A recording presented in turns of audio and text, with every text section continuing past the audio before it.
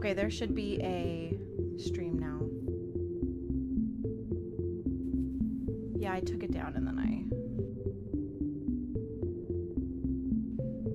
Did that work? Is it there?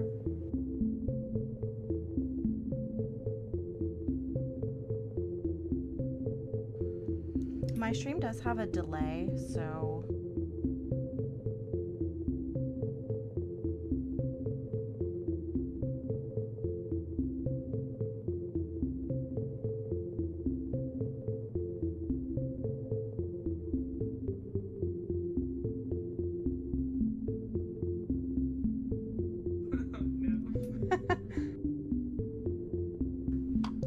I mean, I do think out of everybody, we kind of have, probably you more so than I do, just kind of theories that are a little bit more out of the box than people are expecting. Okay, do you see it? Okay, do you see it now?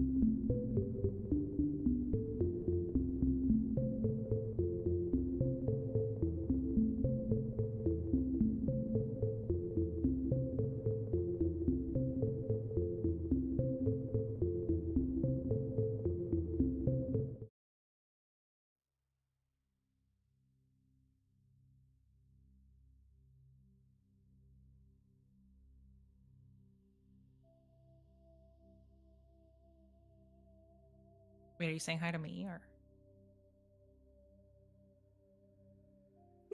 Do I have to unmute the stream?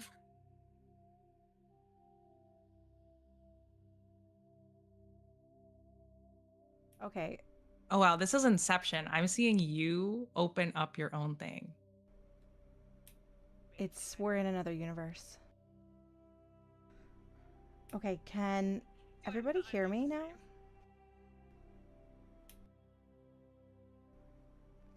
Hello, can you guys hear me? Can you let me know if you hear me? Wait, You guys I'm know unmute I'm the stream so I terrible don't know what's at happening. technology. Oh, hey, oh, you guys can hear me. Okay, while Kala is dealing with stuff, I guess I'll try to fill the space. Wait, can you hear me now? Okay, wait, yes, I can hear you. Okay. I think I got it. I think the boomer has figured it out. I think we're okay. That's awesome. Okay, everybody can say Okay, that they can hear. perfect. Hey, Also, we figured it out. Cage, thank you so much for the memberships. That was so nice of you. Okay, I think I can hear That's awesome. myself. And just as a reminder with the stream, there is a delay. So it's usually like 10 seconds. So I am reading the chat. But if I don't reply, give me a few minutes. I'm trying to go back and make sure that we're addressing everything, and we will go into like some things at the end that chat has said, like theories or questions and stuff like that too. Okay. Okay, so just as a little intro, I am Kayla Elizabeth, and we are with Atharia today, Paragon 7. If you have not checked out her YouTube channel, please do. I absolutely love her theories. Some I don't agree with, some I think are right on point, and I think that's part of the fun. So today we're going to be going over some of the theories, what we both think, and also talking about some other stuff related to Mass Effect today.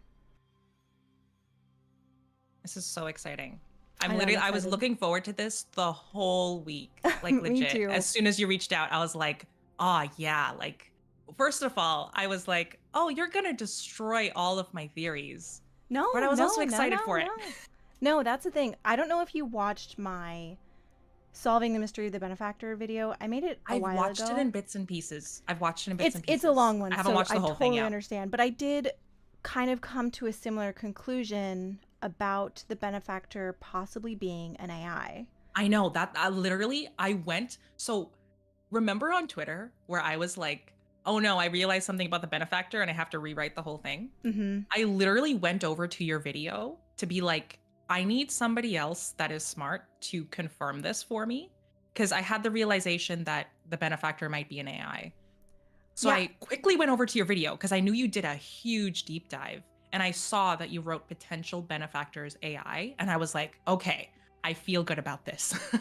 Yeah, I think okay, and this is kind of like a general statement about Mass Effect 5, but I feel like we are seeing a ton of evidence of there maybe being another synthetics versus organic exploration. Yeah. And I don't necessarily know how I feel about that, if that is the direction that they go in. But in my video where I broke down the music that they pull from scenes where we're dealing with something that was created. So 3 of the 4 soundtracks that were pulled for the trailer, the first one is when you come across the Jardan Angara empty vessels, the genetic vessels that they're creating, and that's when Jal finds out that the Angara are being created. Sorry if I just spoiled Andromeda. And then literally you have to in this stream you have to have played everything to get this. Yes, and read the books and everything. And then the next scene we hear the Eden Prime music, and the first time that it plays that specific bit of the music is from the very first scene where you see the husk going up on the spikes, where you meet the Geth. And then the Horizon is when you find out that, because Horizon and Arlet Company play the same 30 seconds at the beginning of both of their clips. Yeah, I didn't know that. Yeah, I didn't either. That was either, a huge call. Huge call. So I included both of them in my breakdown. Never stop. And basically the scene where it starts playing in Horizon is when you get to the Cerberus facility and you find out that they're turning the refugees into husk. And then for the Arlet Company, it's the Grunt mission. I mean, and Grunt was created. So my viewers pointed that out in my comments, and it may be a stretch, like I said in my video. All of that could literally mean nothing. It could be total coincidence, but maybe not. Maybe it's something. I read into everything. I mean, if anyone has watched any video on my channel, I read into a lot. I try to base it, in logic and stuff like that. But I do think that they are being intentional. I mean, Gamble himself always says intentional on like everything. So I can't really, take the things like the music that you mentioned and be like, oh yeah, they just slapped something together and it doesn't actually mean anything. It was just supposed to be evil vibes or something. Mm-hmm. I think you're bang on. Like I think that those musical choices were very intentional, and there is an aspect of like they basically have tried to tell us in multiple, N7-day teasers that there's going to be a heavy, like, at least in my mind, like a heavy synthetic and organic, and what does it mean? Like what are the distinctions between the two? Because they themselves, like the huge Geth poster is the thing that's coming to mind immediately. Like the Geth themselves in the trilogy were huge in terms of like from the beginning of the game, they were the bad guys. They were the synthetics. Synthetics are bad. But then slowly as things went on, like in Mass Effect 2, you got Legion, everyone else on board was like, oh no, yeah, like we don't want anything to do with Geth and stuff like that. But then in the last game, you had the opportunity to have the Geth on your side. You had Legion himself being like, using pronouns, saying I, and like Tally saying like, yeah, you have a soul. So I think that they only have touched like we've only seen the tip of the iceberg on where they want to go with the synthetic organic aspect. I think like that's the vibe I got, and it was even more explored with Andromeda, which like I didn't pay too much close attention because I was playing that game a little angry, which I do want to maybe Fair. discuss with you. I do maybe want to discuss like why I was so angry with it, but yeah, like I like the fact that the Angara, are made beings. Like I think that they're trying to establish like plot threads of like what Gamble said, like what does it mean to be a person? Like are the Angara considered, like quote unquote like normal organics, or are they another type of species, another type of being? Do we need to create a new word for them? So yeah, those are just my baseline thoughts on all this stuff with the music and stuff. Yeah, no, I totally agree. And I think I have pointed out the Citadel poster like 20 million times, and I think it's been so overlooked. I'll pull it up here in a second, but essentially it's the tagline of the Citadel, and we've seen multiple references to the Citadel at this point. Mm. And this poster came out on N7 Day, I believe it was last year, and it specifically says like the like vernacular that is being used seems to exclude synthetics. It doesn't. It Mm. seems very intentional with its wording. It's Okay. like let me pull it up here. It's on the Sanchi site. Yeah, like when you posted about it, the first time I ever saw it was when you posted about it on Twitter. I didn't know this was a hint or anything, but I'm pretty sure you're bang on. Like it's something. And I don't, yeah, Definitely. and see that's the thing is like yes, it could be nothing. Yes, it obviously could be nothing. But Well, it with could everything, right? also be something. We've gotten literally breadcrumbs. So like to say that everything's nothing would basically to just be like, oh, we're just not going to talk Mass Effect, So I love reading Yeah. into stuff just so we And have something to talk about, I guess. and so to just to clarify for those who can't really see very well, but here at the bottom it says distributed by order of the Subcommittee on External Relations in Friendship Toward All / Peace Eternal / and the Brotherhood of All Sentient Life. Okay, that emphasis on Oh boy. sentient life is what. And this looks like something that you would see like an in piece of propaganda, like an Oh yeah. in-game piece of propaganda, because that is the Citadel logo. Like that is the logo. Like obviously this is, the Citadel, the Presidium, whatever. Yeah. And I think that after Mass Effect 3's ending, there is a power vacuum. There is Hmm. instability.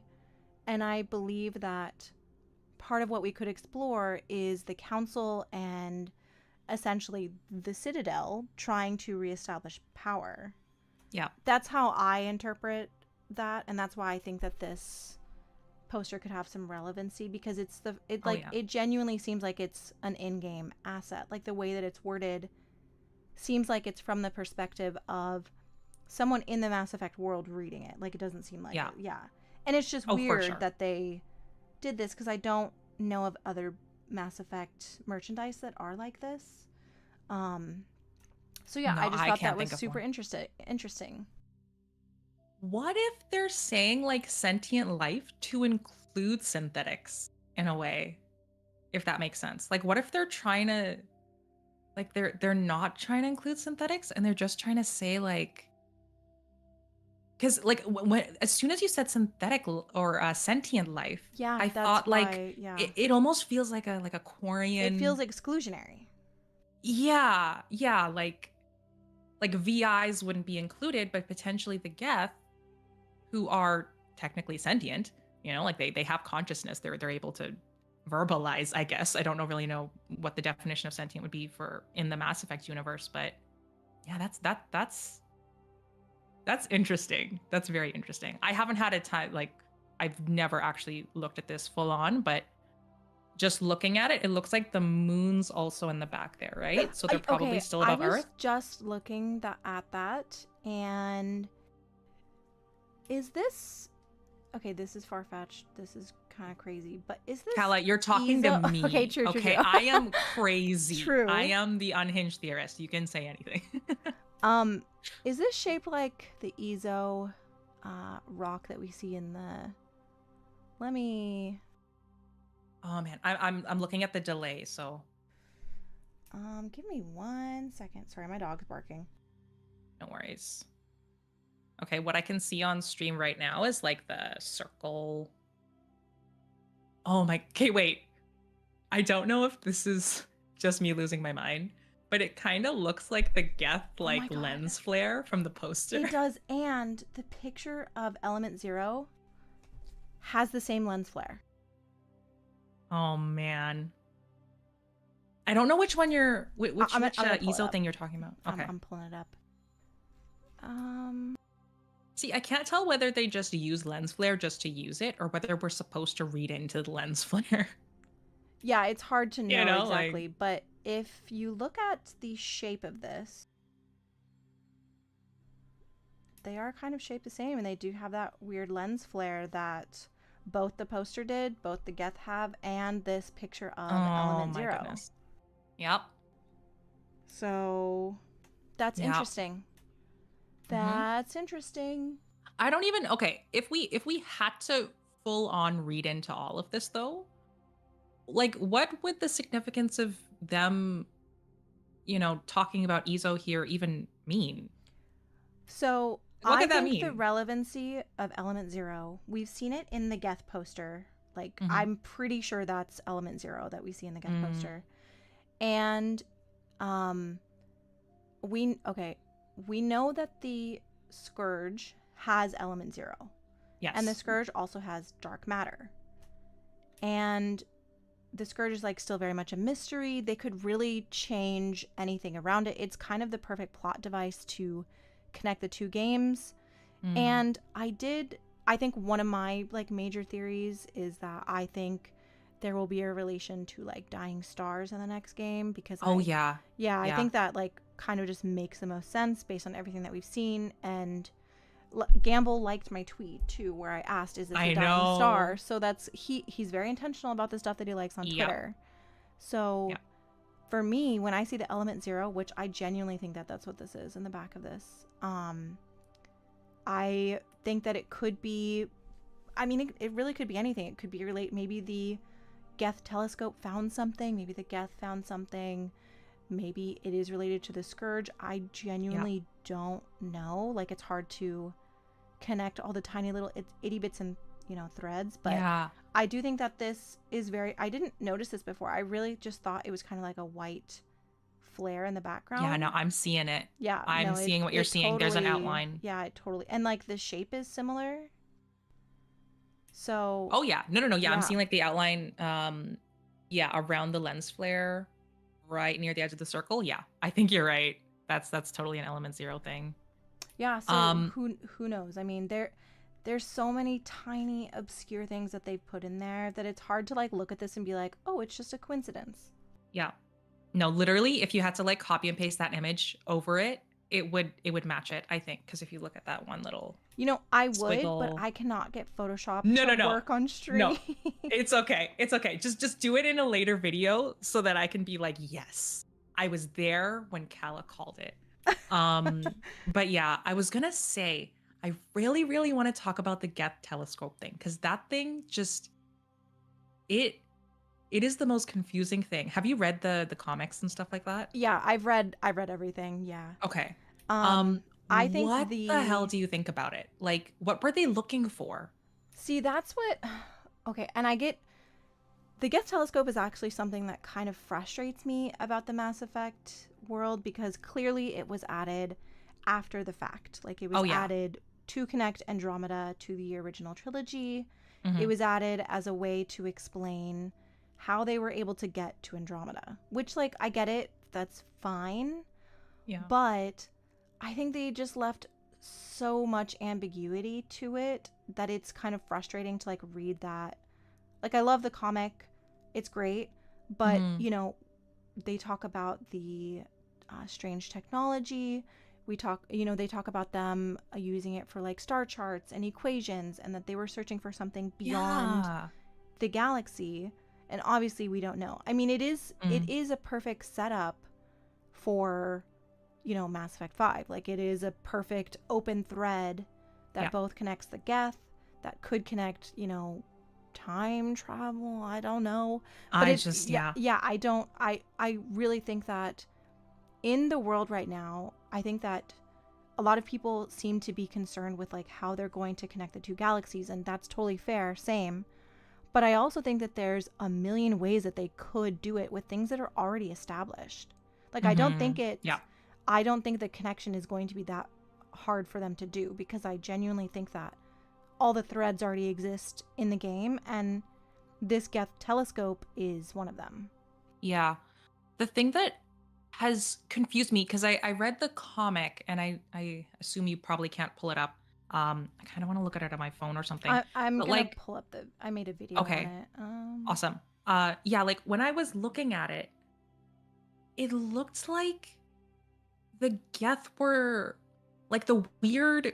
I want to call them anomalies, but I know that like in the trailer they say like anomaly readings or whatever, so I'm hesitant to call it anomalies. But the Geth were looking at anomalies that were appearing like on the what looked like the Milky Way galaxy map, which really, really confused me because they were pointing it at Andromeda. So I was just really, really lost as to whether they were like showing the Andromeda galaxy and those were the anomalies, or if okay, yeah, I'm seeing it. I'm seeing your video here. Or if like they were like I was contemplating maybe a theory on like they were looking at something in dark space, you know, like just trying to find a random planet for themselves to live on. Like it is 100% one of those things where they put it in there and now they can do whatever they want because Yeah, it was so vague. literally This, anything. yes, Yeah, this is it.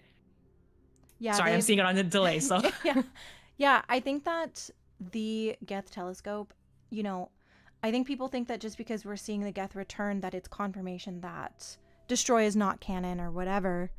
yeah. And I absolutely disagree. I don't think that it matters. I think that the Geth could return in any possible situation. Like there's so Yeah. many ways that they could write in, you know, say the Geth use this telescope to find somewhere to travel to outside of the 100%. Milky Way galaxy, that they found a way to, you know, because a major thing of the Geth storyline is self-preservation.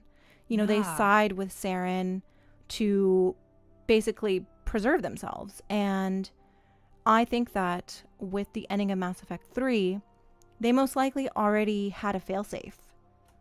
Yeah. So I don't necessarily think that the endings really matter. I think that the Geth can return, whether they leave the Milky Way galaxy, whether they're reactivated by the Quarians, whether they, you know, there were a bunch of units on Haestrom that maybe, and plus like the endings were so vague, maybe Oh, only their bodies were destroyed and the actual programming of the Geth were not. There's a ton of possibilities. And I think this Geth telescope is going to return.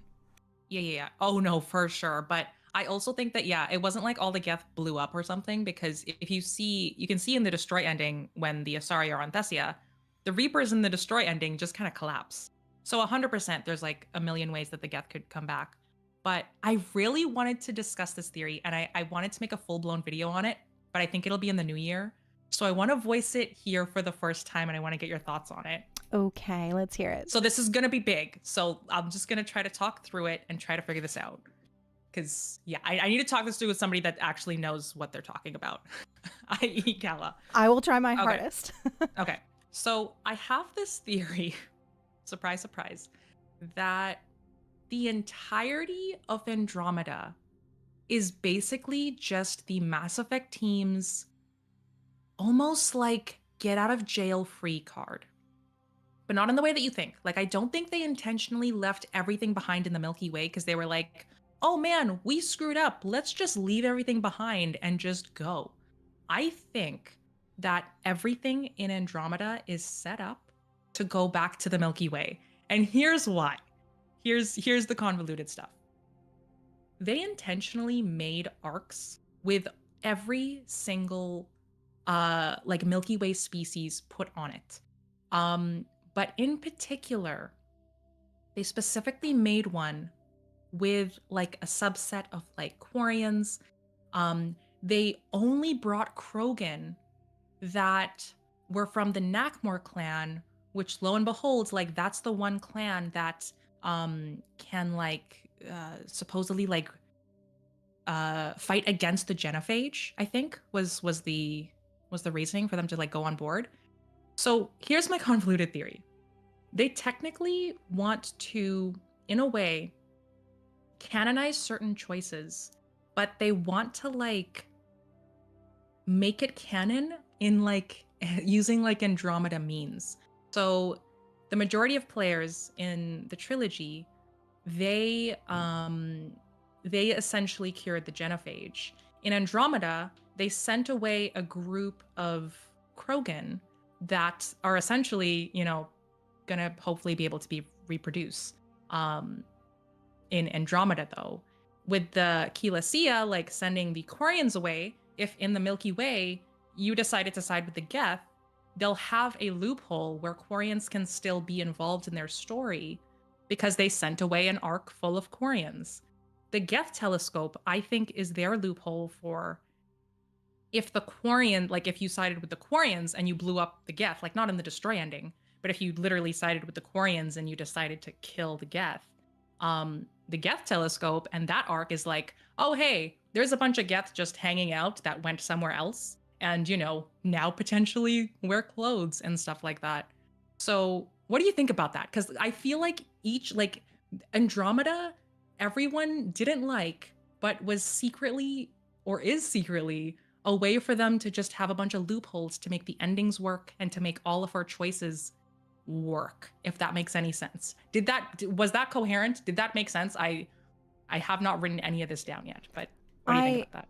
I think I understand what you mean, and I think that the reality of Andromeda is that, and I want to be fair in my criticism of Andromeda because it does get so much hate, but Andromeda was made under really not great circumstances, just in general, from the leadership changing to the engines that were forced upon the dev team to the crunch that was like so it's hard to look at Andromeda's story in a vacuum and not take into account that you have this team that was not the core Mass Effect team.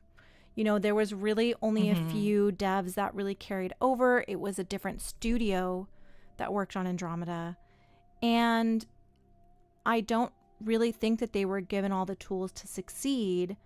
And I think that comes with the storyline too, because, they jump so far into the future as a way to not address the endings. They don't want that. Like, it's very clear that Andromeda didn't want to address the endings. Yeah. And like, I get it.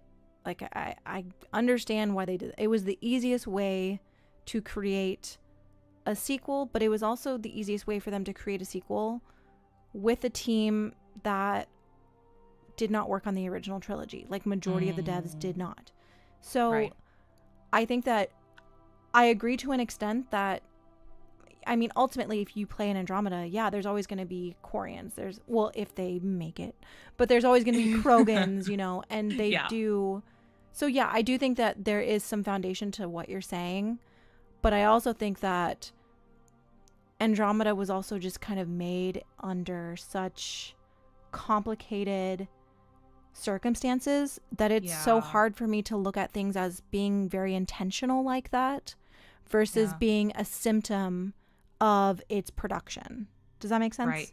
No, 100% that makes sense. Yeah. I guess like the way that I came into the franchise, I guess, was I bought like the Legendary Edition in like 2022, immediately played Andromeda right after. So I was kind of already in the mindset of like when I met the Nakmor clan like Krogans, I was like, oh, they specifically made these Krogan like somewhat able to be, you know, reproduce and stuff like that and fight against the genophage. Um, which to me, I was just like, oh man, I think they're trying to, in a way, canonize that, you know, Krogan will eventually be able to reproduce. Yeah, no, for sure. I I mean, can't get out of my head, you know, because it's a it failsafe. I mean, that's what I'm thinking. Like, yeah, no, I for guess sure. I completely agree. the one thing that, you know, I think, and I have seen this in the comments. I think Elias here said the problem with that is that they would make every decision irrelevant. Unfortunately, I think they almost have to. Like, I think that they have to, in order to have a coherent plot, they have to have loophole. Like, they basically have to pull the Rachni Queen plot in Mass Effect 3, where it's like, oh, you decided to kill the Rachni Queen? JK lol, there's a Rachni Queen clone. Like, I honestly feel like they, in order to tell a coherent plot line in the next Mass Effect, they have to, in a way, canonize certain things. And And I feel like I the think I Nakmor agree clan with that. Krogan might be there like, oh look, the Krogan can reproduce because Nakmor clan. You know what I mean? Like, it just, and I feel like I'm definitely one of those people where I'm 100% okay with them, like, not necessarily canonizing a choice, but okay with them trying to tell a coherent plot line, and so needing to have hundreds and hundreds of fail safes. But I completely understand why people would be like, choice literally wouldn't matter then, right? Yeah, Because and they're choosing for us essentially. that's really the predicament of the next game is, and I think that from this year's N7 day, in Gamble's little paragraph that he wrote, it's very clear that they know that, I think that they know that they need to address the endings. Like, the way that Oh it was yeah. worded was very like, we know you guys want to hear about the companions. We know you want to hear about the endings. I don't think that's a secret. Like, that's not a secret. Everybody wants to know what the hell. And Yeah. Yeah. none of those questions were answered in Andromeda. And I am actually still holding out hope that with Mary DeMarle, they will find a way to write all the endings being possible. And maybe the choices, maybe all the choices, if not a lot of the major ones. But then you have to really think about what that means. Like, if you make a game where the Krogans, like the genophage is not cured, then you're going to have a vastly different demographic of the population in general. You know, how do you populate the Citadel? yeah, How exactly. do you code Like, that? yeah, you How do you have code to. that? That's like an entirely different game. Like, if you really take a step back and like look at the choices that were given in Mass Effect 3, like, and I think that with a time skip, if they do make this game that takes place in the original trilogy with the at the same time as Andromeda, yeah, I guess you could be like, enough time has passed that the synthesis markings have evolved and we don't have them anymore. Yeah, like, and the Reapers that were being controlled by Shepard have left the galaxy because everything's repaired. Like, there's ways to do it. I don't think that they should do that. I would be kind of frustrated if that was ultimately the route that they took. But again, like, I understand it to a certain point, because you would have to make vastly very different games depending on people's choices. Like, Exactly. and that's like, yeah, I wish that we could have every single choice be canon, and I wish that every single choice was being able to be reflected in this galaxy. But the reality is, like, yeah, this is a game being created by people who have a time limit, who have a monetary, Yeah. limitation. So Yeah. there are constraints that they have to work within. So 100%. I'm still holding out hope that all the endings can be possible, hopefully. And we can import our choices and they have some effect on what is happening in the future. But at the same time, For sure. there will have to be choices that are made canon, I think. Oh yeah, no, for sure.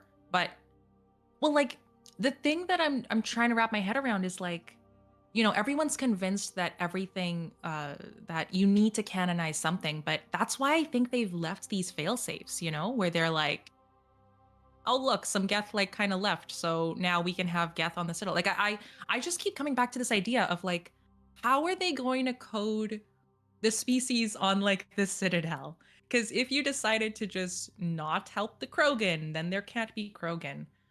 If you decided to kill off the Quarians, there won't be Quarians. So like, I think the where I'm coming at, I guess, with this Andromeda is basically just their failsafe, is because like it almost allows for a canonization while still technically keeping your choice intact. Because Yeah. if you chose to cure the genophage, then those Krogan that you see on the Citadel are your Krogan from the Milky Way.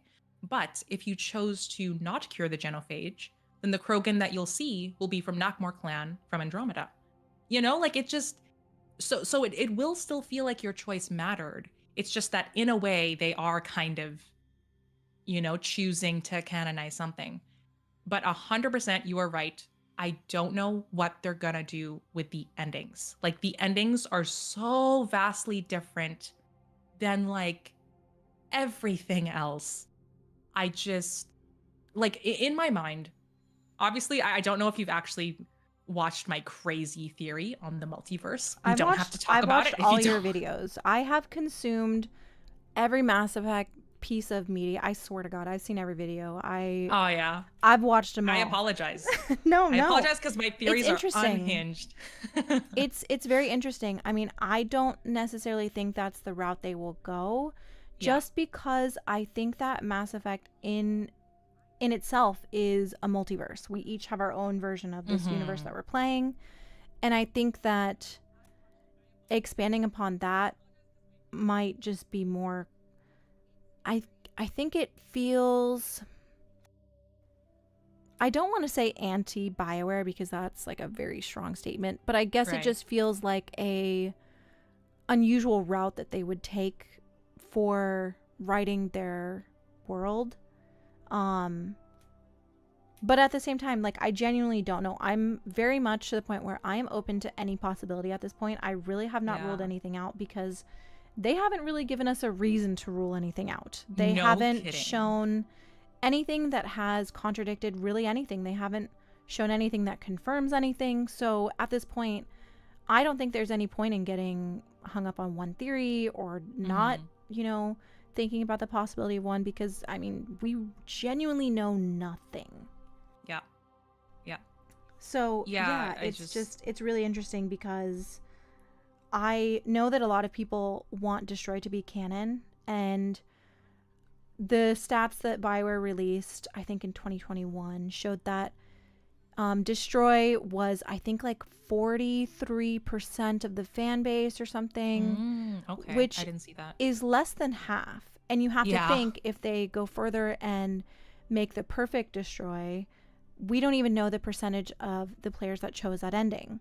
So I think that it's really hard to look at a stat of like around 40% and be like, yeah, the entire fan base is going to love this. I mean, obviously a lot of those percentages are like people replaying and choosing other endings and whatever. Oh yeah. Because I've done every ending and I know a lot of other people have.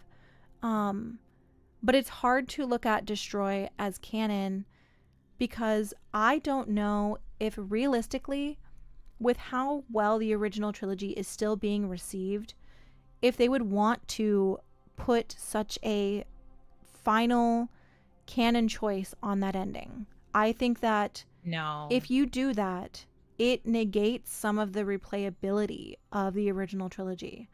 And I mean, 100%. I choose the destroy ending. Like, that's what I choose. Like, Yeah. even still, Yeah. I think that if you make one ending canon, I think it changes Shepard's story. It kind of removes that role-playing aspect that is iconic to BioWare games. So I don't see them canonizing an ending because I feel like they can't. And I know everybody's like, oh, it's just the easiest way, it's whatever. Yeah, it is, but it also really goes against the BioWare like formula. So I just sure. I can't see it. I was willing to, like, I guess consider the idea of Destroy being canon until this year's blog post, where they literally said, like, Gamble wrote, what about the endings? Endings plural. Yeah, he said the I endings can't see them. exclamation point. Yeah. Yeah, I cannot see them canonizing an ending after that acknowledgement. Which is why I was like, how the heck are they gonna make this work? Because well, that's why I think that Mary DeMarle was brought in. She has made yeah, no kidding. Solve everything. I Mary, really please. like. I genuinely think that's part of why. I mean, obviously she's an amazing writer, but she has experience writing multiple endings to be canon. I haven't played that game, so a lot of what I know about that is more like, hearing it from other people who have played. But I haven't either. I think it's when you bring someone on who is kind of known for being able to do that, and that's something that you kind of expect from a BioWare game. Like, I think that's a major possibility. And I don't ascribe to any ending being, the canon one. I really think that it's totally subjective, and I don't ever want to negate anyone else's choice. Exactly. No, yeah, that's what it is. Like, sorry, go ahead. Well, I was just saying, and I think that that's how BioWare feels.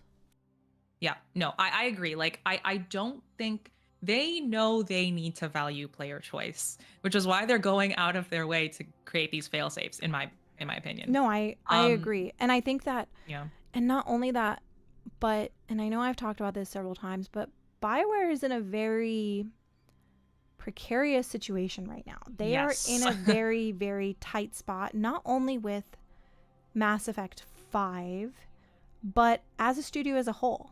I think that they know right now they really have to be appealing to the established fan base and essentially winning them back after both Andromeda and Anthem. I agree. And I just think that, with the recent remaster of Legendary Edition, I just don't see them putting a final choice like that. I think from like, I'm saying that from like a marketing standpoint. Like, I think, like a financial standpoint. So I don't know. Just from a marketing standpoint, that's one of the reasons why I think Shepard's coming back. Like, and I've said the things that I don't include that in my theories, but 100%, I'm like, they need Shepard to come back just for marketing alone. Because it like, as much as, fans do like Andromeda, the majority of people didn't, which is unfortunate.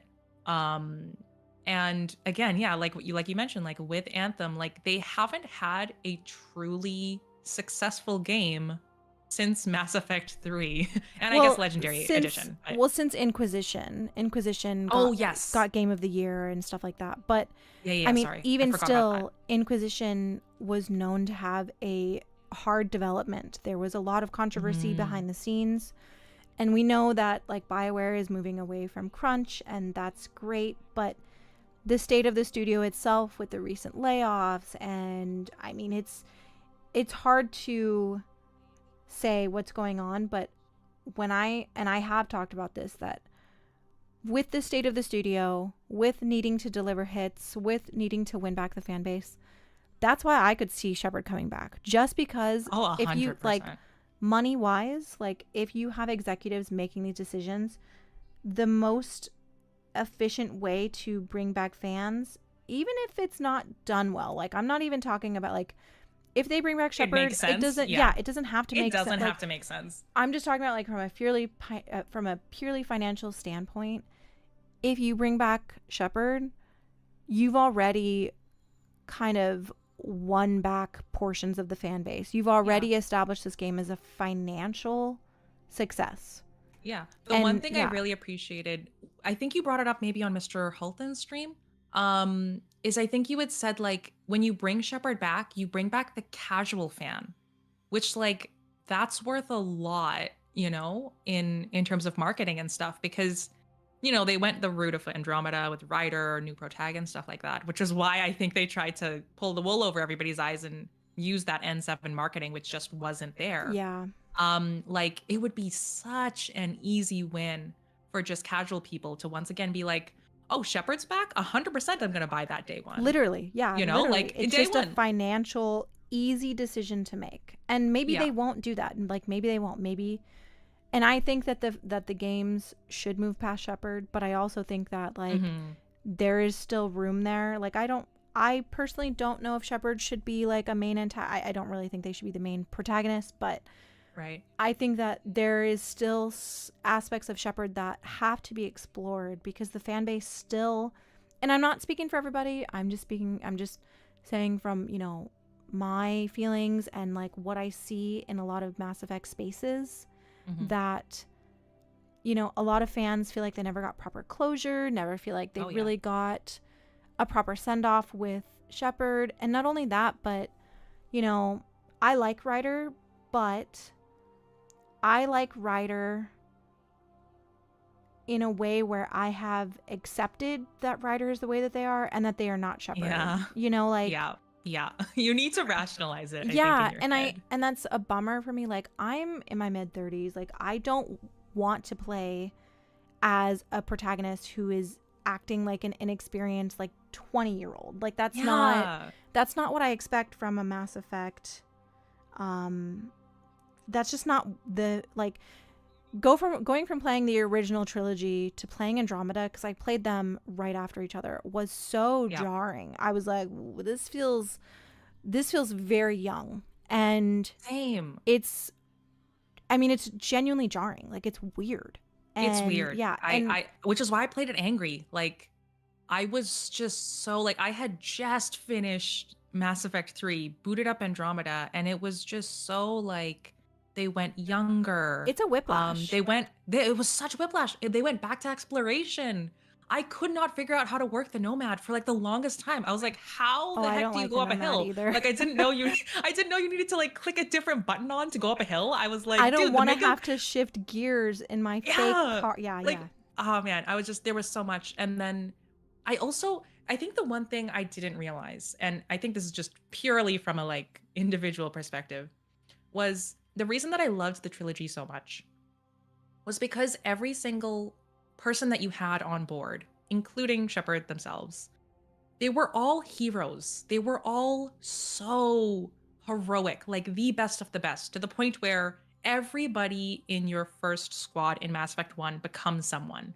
Like, Kaidan becomes a Spectre, or Kaidan or Ashley. Need to include everybody.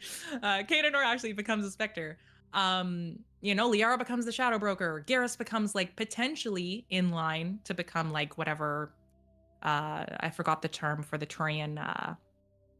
It's not Primus. It's like Primarch or something. Primarch.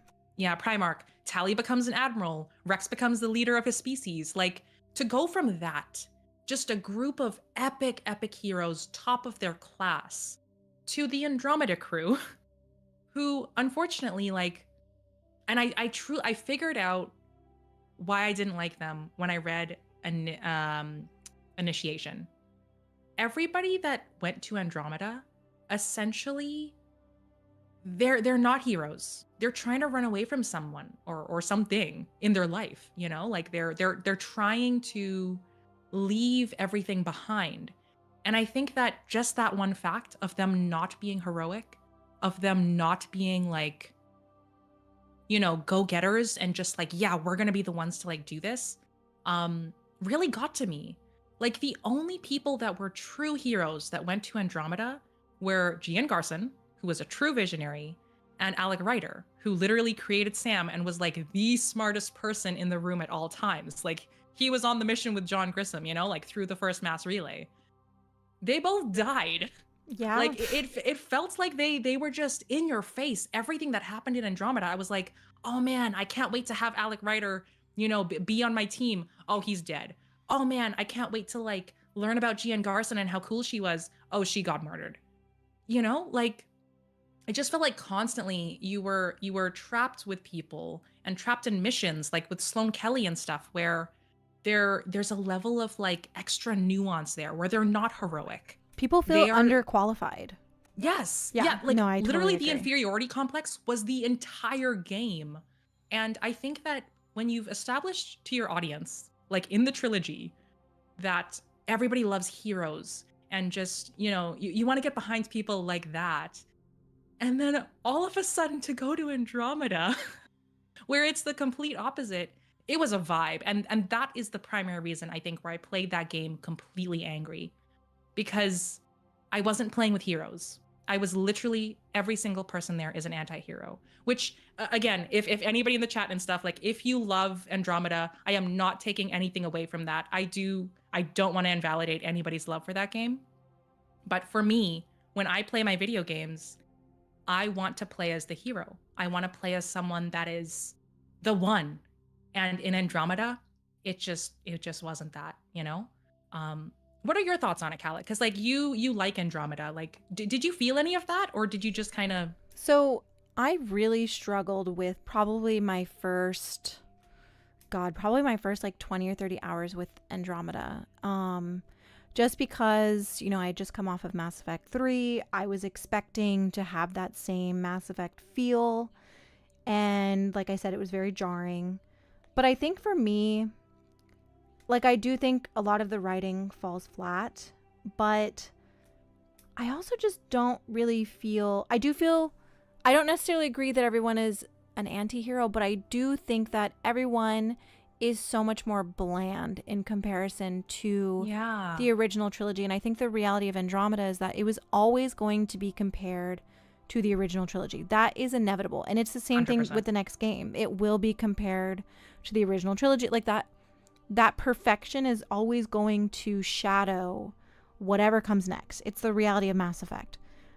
But for me, when I play Andromeda, I don't really feel like I'm playing a Mass Effect game. I don't feel the grit 100%. of the, because when I think about Mass Effect, I think about the grit.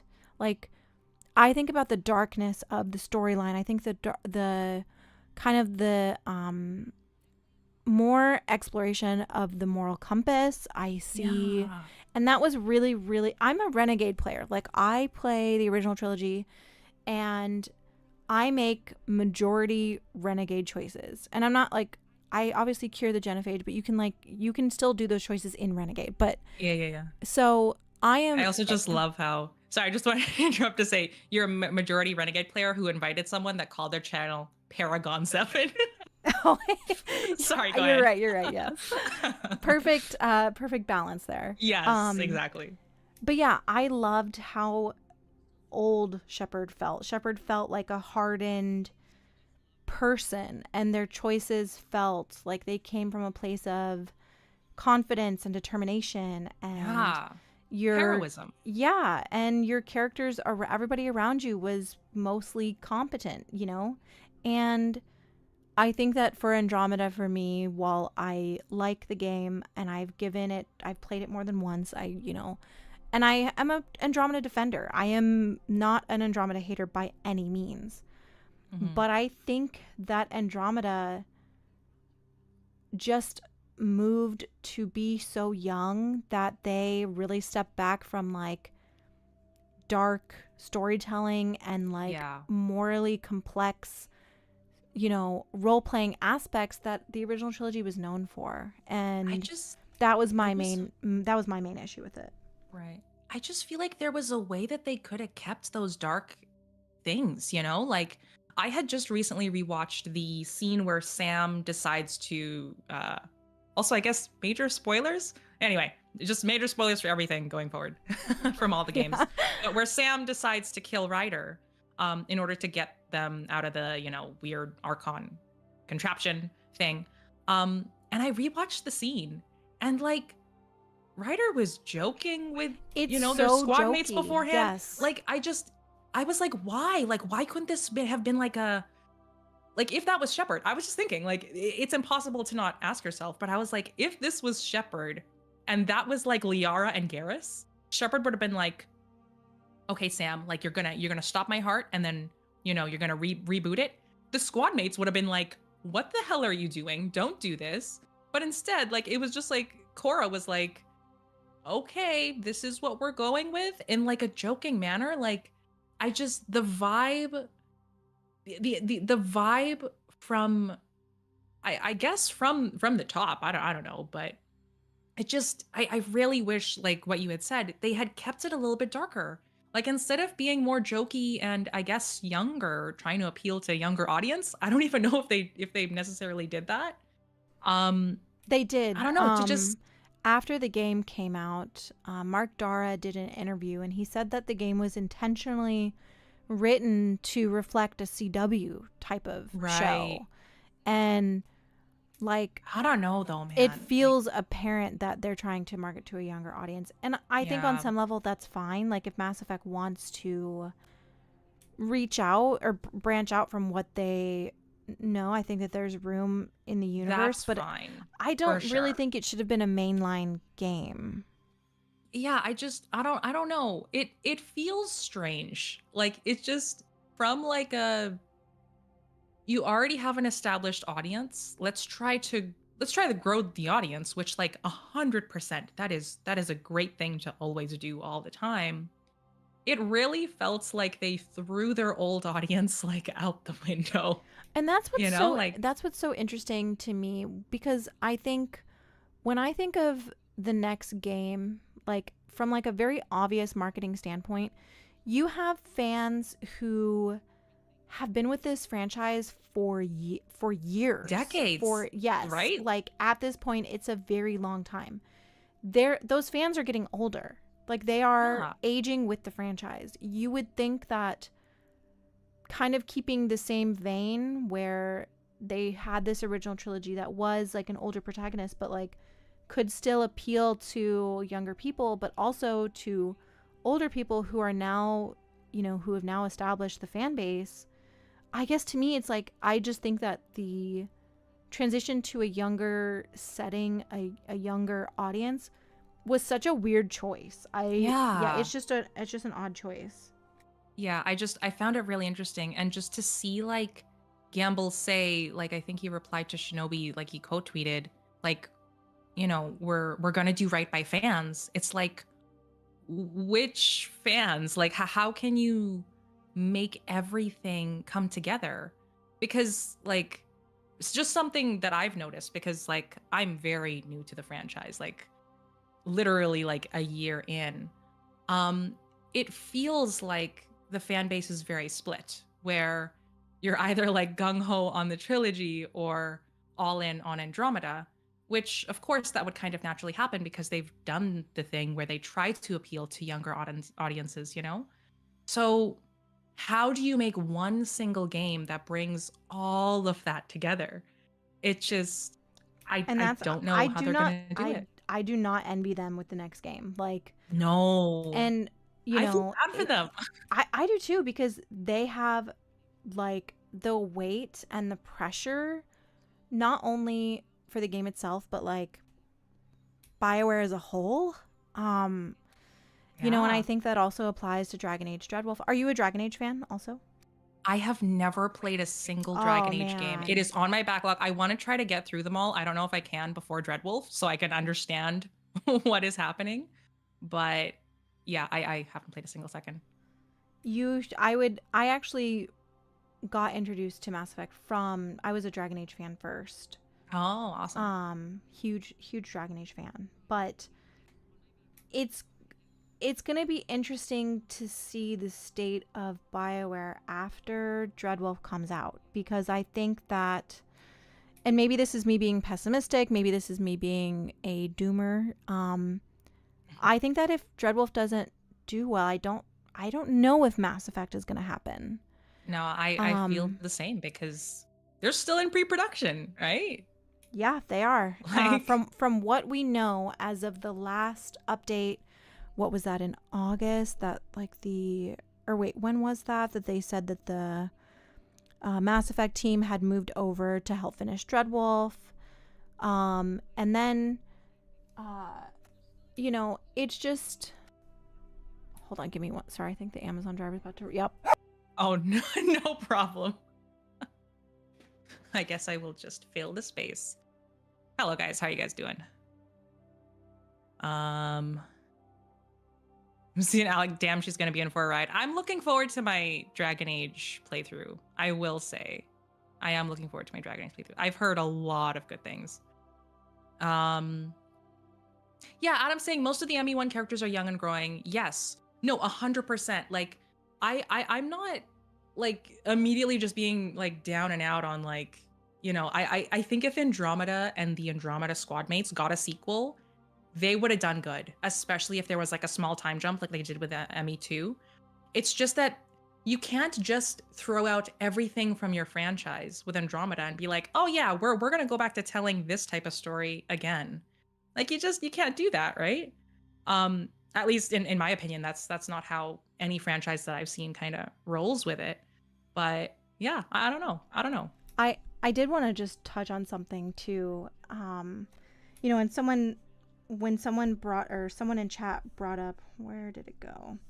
Brandon said, if Ryder's the protagonist, the game will fail miserably. Sorry, just a fact. It's not Andromeda 2. And yeah, I agree. And stop, Denver.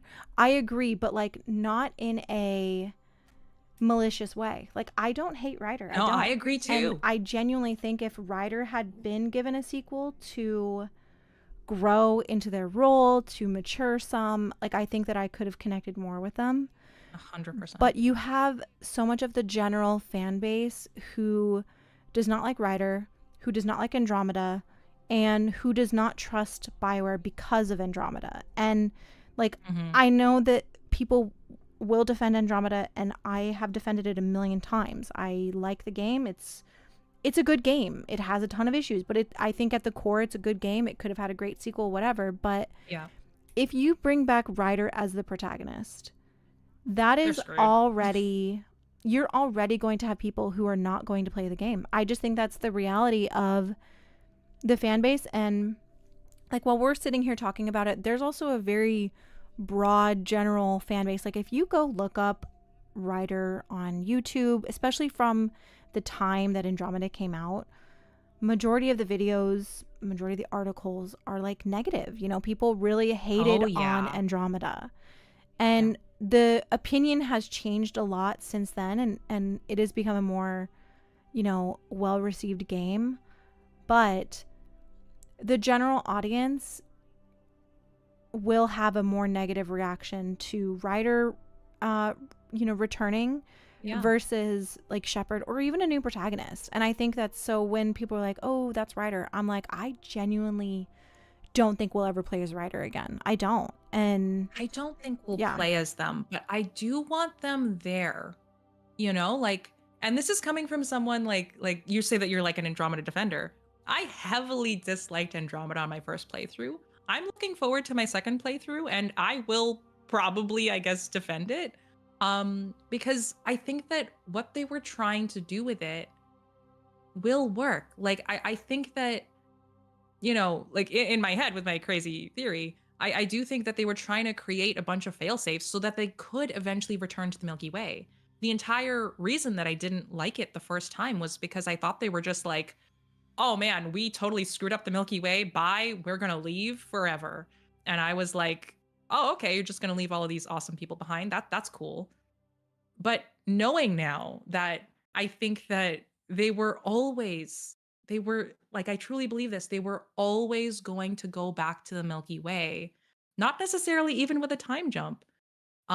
Judging from all of the crazy things that they've been showing us, yeah, I think it's definitely think a possibility for sure. yeah, like the next time I play Andromeda, I'm actually going to be paying very close attention. And I think that's something that people might be forgetting is like Andromeda 2 was going to be a thing, but obviously they couldn't go through with it.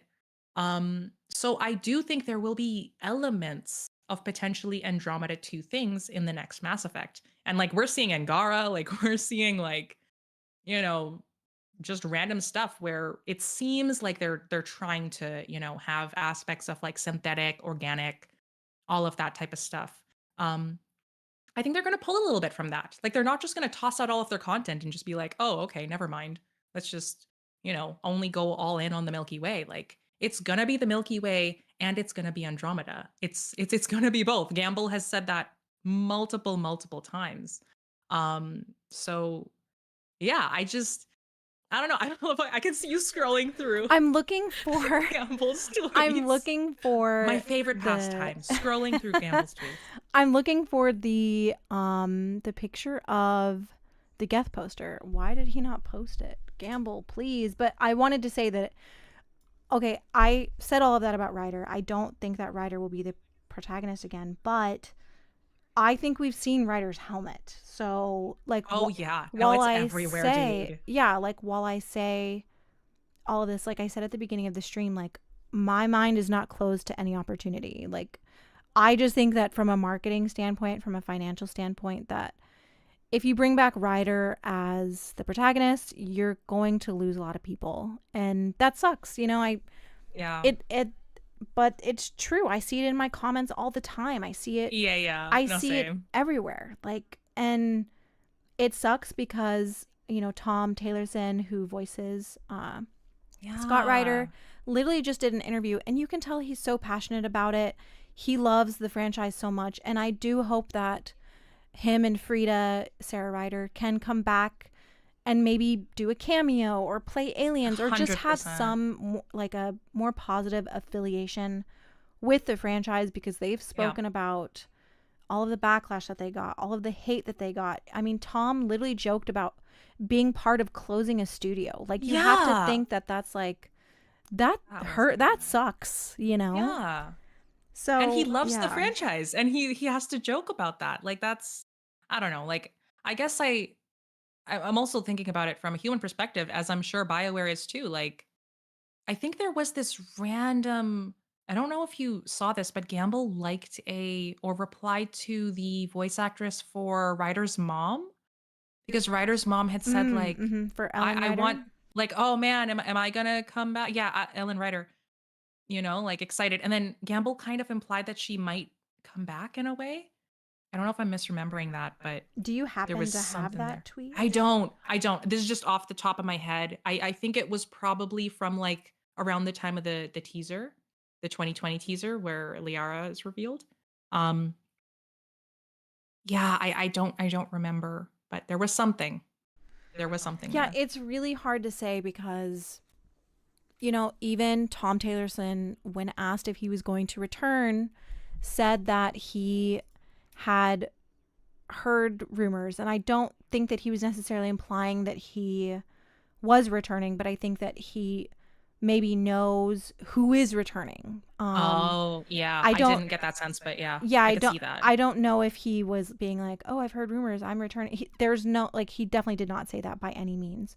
I think that he was more so saying like maybe he has heard about who is returning. So I don't think that people should really take that with much weight, but I just think I think I look at Andromeda and it, like, I think over everything, it just makes me sad. Yeah. Like you have this game too. that, yeah, it's just kind of sad. Like you have this game that was not received well by like a large portion of the fan base, but also it's also sad that Andromeda does have its fans. Like there are a lot of Andromeda fans who are very loyal and dedicated, and they got left behind. And Gamble is the producer of, or the executive producer of Mass Effect 5, but he was also a producer on Andromeda. Yeah. Andromeda will be included. To what extent, we have no idea. They've been very obvious that Andromeda is going to be included. As of right now, though, I haven't settled on anything because they haven't given us anything to settle on. Every No possibility is kidding. still so much up in the air. Yeah. No, yeah. I was gonna say, like, I've seen quite a few people like in my comments saying like Andromeda was my first Mass Effect game. Yeah, And I've I seen feel that so too. bad because it's Hmm. like it feels like a portion of the fan base can't even enjoy or even voice that they like this thing, because Oh they'll yeah, just people get are totally vile. destroyed. Yeah, Like, people are mean and it's yeah. ridiculous. It's so And stupid. this is coming from like, I didn't like Andromeda. I'm not gonna like destroy you for your opinion or anything. Like my reasons are very individual and like where I was saying, like I didn't want to play with anti-heroes and stuff like that. But yeah, I find it a little bit frustrating where there is a huge portion of the fan base that likes Andromeda that can't express that. That can't even just say that. It's it, it's Yeah, it's I why I mean, they primarily were feel sadness, I think, around Andromeda and same. just And you have all of these, I mean, the reality behind Andromeda is that, devs were sent death threats. Devs left the yeah, like industry as what the studio hell? closed. Like it has a traumatic past. So Yeah. I think that this next game will, with Gamble being at the head of the project, I think that he will find a way to maybe put a balm on some of those hurts, find a way Mhm. to honor Andromeda without maybe necessarily including it as like the main focus, but still being like, Yeah. hey, all these hardworking devs worked on this project and it's worth remembering, and we're not going to forget about their work and we're not going to just discard it. So That's why I want it. yeah, I think that that's how I look at it. That's what I expect from the game. Like, I don't Yeah.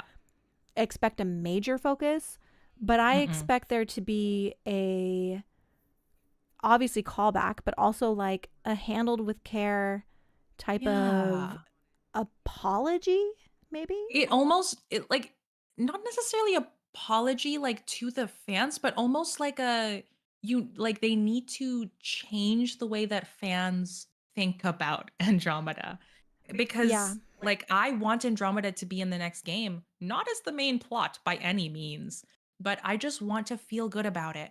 I want to feel good about like Cora and Drac and Vetra. Like I want to feel good about those people and I just don't right now.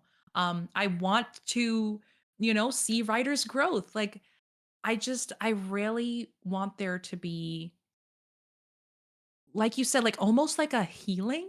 Like I don't think they need to apologize for it, but just like a reframing Yeah. Yeah, in fans' minds. when I said apology, I meant it not towards the fan base. I meant it more Okay. like uh To the to the devs. devs whose work was essentially abandoned. Yeah. Yeah, and like the voice actors and all of that, like Yeah. all of these people that just they can't feel good about their work. Like that's the worst feeling. Yeah, I mean, literally, So, Tom yeah. was talking about how, he was so excited to work in Mass Effect and he was told that it would be a life changing experience. And it wasn't. Yeah. Well, it He, technically was, but it, in the bad in a way. bad way. Yeah. And yeah, that just sucks to hear. He's a great voice actor. He did an amazing job narrating the books. 100%. And so I want there to be, I want the Andromeda, even if it's just the voice actors voicing other things. Like, I don't care. I just think Yeah, that, 100%. yeah, I just 100%. think that I want them to be back. I just think that they should be honored in some way. But I don't, but with all of that said, I don't want to play as Ryder. I don't want to play No. as Ryder. And No, same. I also don't want to, like, I personally don't really have an interest in going to the Andromeda Galaxy. I know that's No, controversial. same. I I agree. don't, and I also don't think any of the artwork that we've seen has been of the Andromeda Galaxy. Same. Um, so it's hard for me to, like, I guess, think about what that actually looks like. Yeah. Yeah, I don't know. It's really complicated. Again, like I It's said, so I don't envy complicated. them. Well, it's so funny because like you and me, like we're here being like, yeah, I want Andromeda to be involved, but I don't want to be in the galaxy. And yeah, I want the voice actors to be back, but I don't want to play as Ryder. Like it's so wrapped up, which is why I think there needs to be like a reframe. They need to find a way to somehow work their magic and hopefully Mary tomorrow. Just I keep coming back to I trust in Mary tomorrow. Hopefully she's able to figure something out there. But Yeah. yeah, like it's just there's a lot. I wanted to bring up. Do you want to jump into like the actual theorizing or Yeah, because yeah. I know I Let's got to talk get out of about here at your 3, so I just Oh, wanted to okay, make yeah, sure yeah. we Wait, what time is it for you? it's 1:10 Okay. p.m. Yeah. I go Let's about 2 hours. where is my sticky pad? Okay, let's talk about your AI theory. Your Okay, the rogue recent AI one. theory. Yes. Okay, so I just watched your This is the video. new one. If you guys have not watched her video, I'm going to play it here, but I do have it muted because obviously we're talking. But essentially, or here, do you want to quickly give a recap on it? Sure. Yeah, I'm just pulling up my script here so I can just give you guys the lowdown. Okay, so basically in the theory, a lot of it pulls from Mass Effect Initiation, but the main theory's foundation was, of course, the Mike Gamble tweet, where he replied to blanking on the poster's name. I think it was a long name. But they had posted under it was in a reply to the N7 person. And they were like, so it's a person and not a robot slash AI. And Gamble said, what's a person? That was kind of the first little inkling. And in Mass Effect Initiation, for those who don't know, Mass Effect Initiation is the second Andromeda book, written by N.K. Jemisin. Go read it if you haven't. It is so good.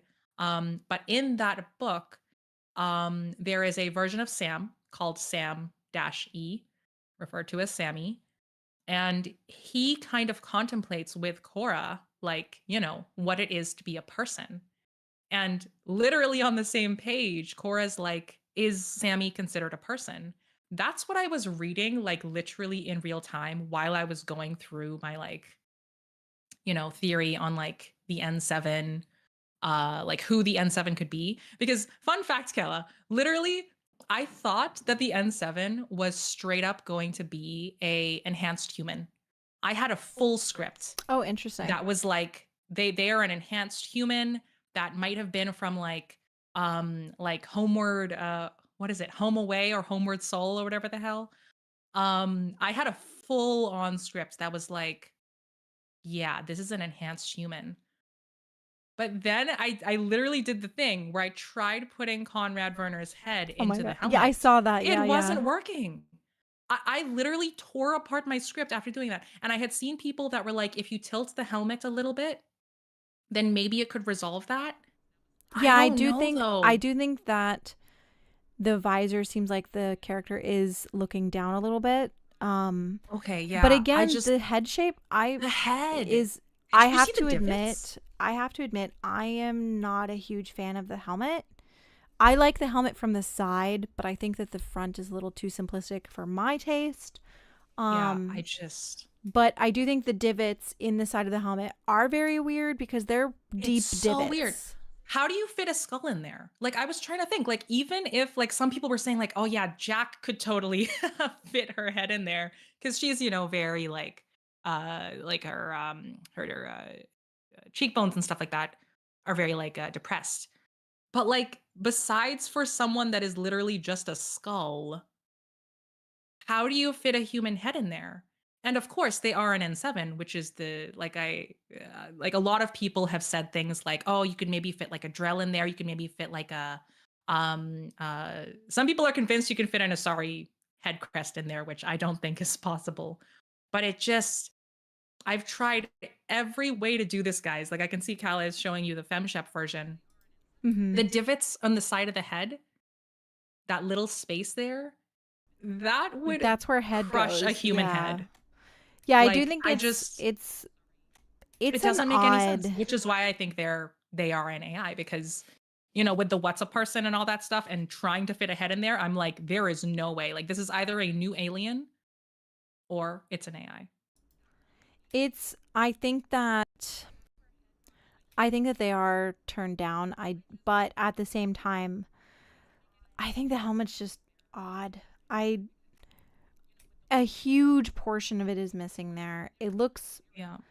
I think it's cool looking, but from a practical point, again, it's weird. It's weird. Yeah. I I don't couldn't figure it necessarily. out. Like I was messing with the thing that I can see on your screen right now. Like I was trying everything to make it work and I couldn't figure it out. You Yeah, can't I fit a don't brain in know. there. But I do think what you brought up about the other aspects of the AI were pretty interesting. I don't know that I ascribe to this theory being one of the more possible ones, but I'm definitely not ruling it out just because of how, like, the thing with Gamble is he's so mysterious on purpose, but he's also Hmm. so jokey that it's hard to tell Yeah. when he's No, like I being, legit. yeah, like whether A he's trying to hundred give a hint percent. or he's just being funny. 100%. Yeah, like all of my theories, I am willing to toss out in a second. Like I'm just presenting It's this to just fun to people to theorize, be yeah. like, yeah, fun to theorize 100%. But like, yeah, I was just like, if he wasn't joking and he wasn't just messing with this guy, Yeah, if he was being I found serious, it. there could be weight to it for sure. I think the one thing that was just crazy to me was the fact that Cora herself literally was like, "Is Sammy a person?" I was like, I don't think Gamble was joking there. Like he, like that in and of itself, what's a person? That's very loaded in the In the franchise, massive, yeah, right? it is. No, Like I that's do loaded. think it So I is. was like, oh man, he's trying to tell us something, you know? Um, yeah, I but then think if for it's an AI, me, I'm just like, now what? Like an AI breached the systems alliance? Like I don't know, man. I think for It's so me the confusing. most obvious, um, just because it would make the most sense, which doesn't mean that this is what it is. Like, I'm not saying that by any means, but I think when I see that clip, I just see a human N7 and that's it. I Yeah. don't necessarily think it's like anyone in particular. And I wouldn't really think anything otherwise if it wasn't for Gamble being so intentionally mysterious. Like Yeah. not everything is as it seems and whatever the other stuff that he Yeah. said. Like the reason I originally thought enhanced human was because I was like, not everything is what it seems. I was like, literally the day after, I thought, what if it's not an N7? What if somebody breached this? And then I was looking at the teasers and I was like, hang on. We are literally breaching the systems alliance while being shown an N7, supposedly. So And that's kind of where like I truly I think I'm leaning more towards the N7's definitely fake. Them being an AI is a little bit more far-fetched because I am pulling from, a book and stuff like that, but Gamble literally said not everything is as it seems. So I just my mind started racing and I was like, this is probably at the very least not an N7. see, and I again, I think your theories absolutely have weight, and you're pulling from these sources that I do think will have relevance in the next game. Yeah. Um, I think for me, I don't really think that it's a fake N7. I genuinely just think that they're trying to slowly introduce a new protagonist to us because I think that's really the only way you can do it with the weight that's going to be put on the next protagonist. Yeah, yeah. No, for sure. Um, I get that.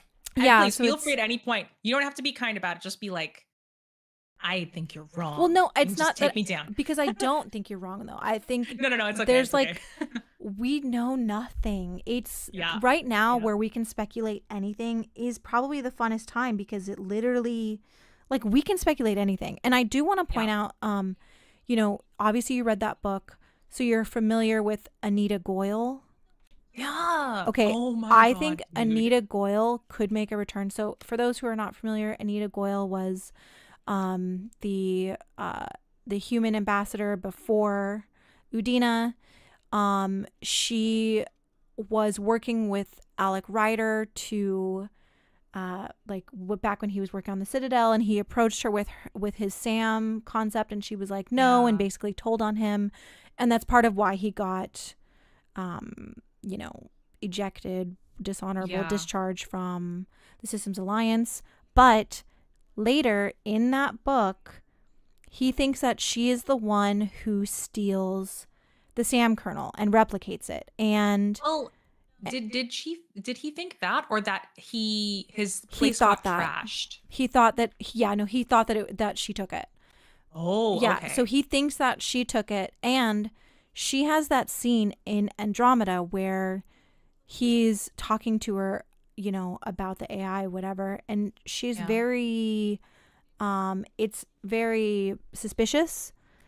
And so I Wait, think that, she's but what I'm trying to get at here is the Human Systems Alliance was doing illegal AI research and has been known to do that twice already. We have yeah. what was happening, obviously the stuff with like, oh my gosh, what was, well, there's the Quiet Eddie stuff from the book. Yes. Quiet Um, Eddie, is it Homeward Soul or Home Away? yeah, I can't remember right now. I'm coming to a blank, but, and then, you were talking about how the Andromeda was basically like there was someone behind it doing the AI. And I don't think it's Yeah. necessarily related to Andromeda, what I'm trying to get at, but I think that the Human Systems Alliance was doing very shady stuff behind the council's back. They'd done it Hmm. more than once, and they were illegally researching AI. Yeah. So, with all of this, like everything that we've been shown, I think that AI could make a return. I don't think that it would be a protagonist, or, I mean, it could be an antagonist. I don't It know. could. But, Yeah, sorry, go ahead. well, yeah, I was just saying, like, I think that there's a lot of theories about the benefactor being AI, and it could be, related to, could be related, towards the next game. That's kind of where I'm leaning for theory Hmm. wise when it comes to AI content. I don't think that we'll be playing as an AI, because to me, the Systems Alliance has always been a human organization, and Yeah. I don't see them deviating from that. Um, so like when people, think that it could be Liara in that suit, I don't think there's any chance of that. No. I Well, Yeah, they're an I don't see that. N7, right? Yeah. Like N7s are they're human. Like I definitely think that I don't know, like after reading Initiation, the Systems Alliance are doing really shady things. Oh yeah. Like they Yeah. are, and like if you remember the part where Gian Garson, like I read that part, like I read it where Gian Garson was talking to Cora, and then I reread it, and then I reread it because the fact that she's like there is an invisible conductor pulling the strings of the Systems Alliance, I was like, oh man, like someone's trying to screw with all of these human groups, you know? Yeah, and we're seeing So that they're being hacked in, which is why yeah. in the teaser, yeah, which is why I'm like, something's going on here where it feels like there's a connection, which is why I'm leaning towards, this person potentially being the benefactor. Like, it's a very far fetched thing where, that one is, not really based on anything we've seen. It's more just vibe. But, yeah, it felt like the same vibe of the benefactor sending the Andromeda Initiative off to a new galaxy and then ordering Gian Garson to be killed. Like it feels similar nefariousness of, oh hey, there is an N7 infiltrating the Systems Alliance, and we know that there's an invisible conductor behind the Systems Alliance. Like it just it feels like a similar No, I it totally, feels like yeah, a I similar agree. vibe. And there has already, like everything that we've mentioned, these are things that have already been planted about the Systems Alliance. We Oh like yeah. know that they were illegally researching AI. We know that they were doing We things knew, behind the yeah. council's back. We know that the Systems Alliance was intentionally, you know, lying, essentially Yeah. lying. So I think that there is potential there. And obviously, we know that, the N7 is. I think for me, the reason why I don't see this as an antagonist is because when I look at Mass Effect's branding is the N7 logo. Yeah, How yeah. realistically, how do you include a Change that. game? Yeah, how do you include a character in a game that is an antagonist that not only you don't get to customize, you don't get to control, but that Mhm. means that we would have to create our own character, and that means that they would have to rebrand. Unless, I mean, it'd be kind of weird if we also were an N7. Well, I Again, I don't mean, know. I Yeah, mean, I don't I'm know. It's going forward hard with Shepard to. being the pro tag, so I feel like it could be that type of thing, but it would be confusing. It would definitely be confusing. Yeah, it would be. It would be confusing. There's just. I don't know. I see the N7 as establishing that we're playing as an N7 again, and BioWare is slowly easing us into not playing Shepard again. That's how I I don't interpret it, know. and that's I'm on copium too. Like, I want to see Shepard. I do. I cried Yeah. during the second during the Oculon clip. Yeah. As soon as it Yeah. panned up, I Dude, I it's a was convinced. feminine figure with an Yeah. N7 jack. I literally started crying, and I was screaming. oh my god, I was Live. I was freaking live. I out. was screaming. Yes, I was like, it's Shepard. It's Shepard. that is literally my impression too. And I think that BioWare has to know that there is a lot of people who would think that. So I think they knew exactly what they were doing there. I think so. Like they can't say like in that one little thing that they released where they were like, "Oh, we know exactly what you're thinking. What does a baby Volus look like? What about the endings? What about S S, dash?" Like yeah, they know. They they know. know. They knew exactly what we were going to think. And I feel like what we saw and with it not being Shepard hilariously has almost convinced me more that they have to do a Shepard reveal eventually, because can you imagine if they don't? If Like, they can you imagine keep if they don't? There will be outrage if they yeah, don't. I mean, it, I it think that it's they convincing me keep more. if they keep doing what they're doing, I think you're going to get a lot of fans who feel like they're being misled the way that They Andromeda's marketing was 100%. misled. Yeah.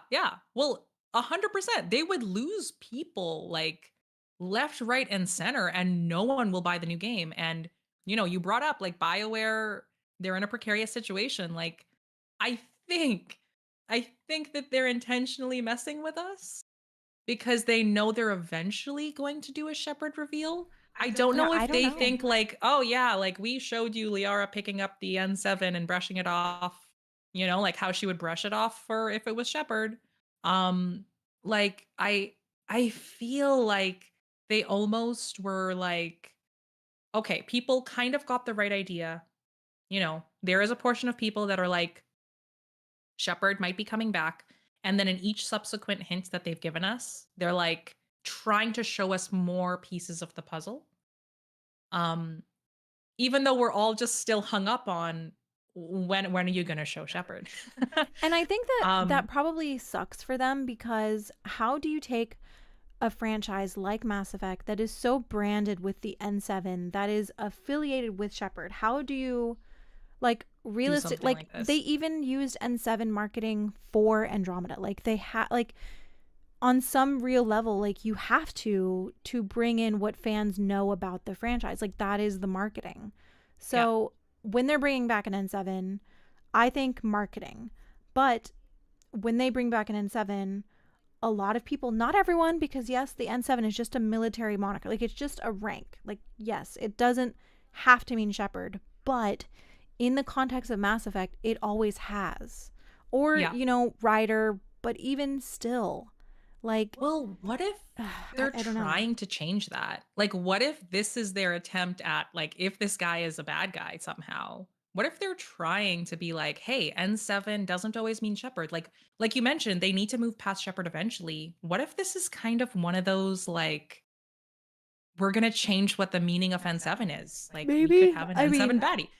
You know yeah, what I mean? Like, you'd think they'd have to do a complete rebranding maybe after Andromeda. oh yeah. Like, you'd think that they would have to, like, reassess how they're going to market the games, how they're going to present the N7. And I think a lot of what they're doing now is maybe still gauging how fans are reacting to stuff, because we know they're still in pre-production. Yeah, no, So I understand that. I've heard the whispers of like they're just throwing things out here just to like see what happens, but like they've got to know at least the bare bones.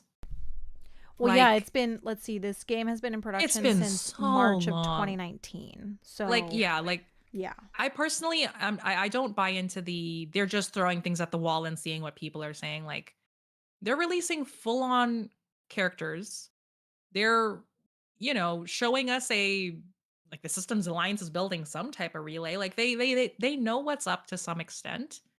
Um, I don't think that they have the full plot down necessarily, but like I think they know the themes at least, hopefully. I genuinely hope they do, because in one of Gary McKay's like statements, whatever, about BioWare, he basically implied that they were going to spend more time in pre-production planning before moving to production phases. And obviously, Yeah. it's hard to take, he's the CEO or GM, so it's hard to be like, yeah, he really meant that in all sincerity, Yeah. and it's not Yeah. just, yeah, it's hard to, Not just yeah, political exactly. whatever. Um, but we are seeing that this game has been in pre-production for what, 4 years, 4 years right? now? Yeah, that's a It'll long be time. it'll be 5 years in March, right?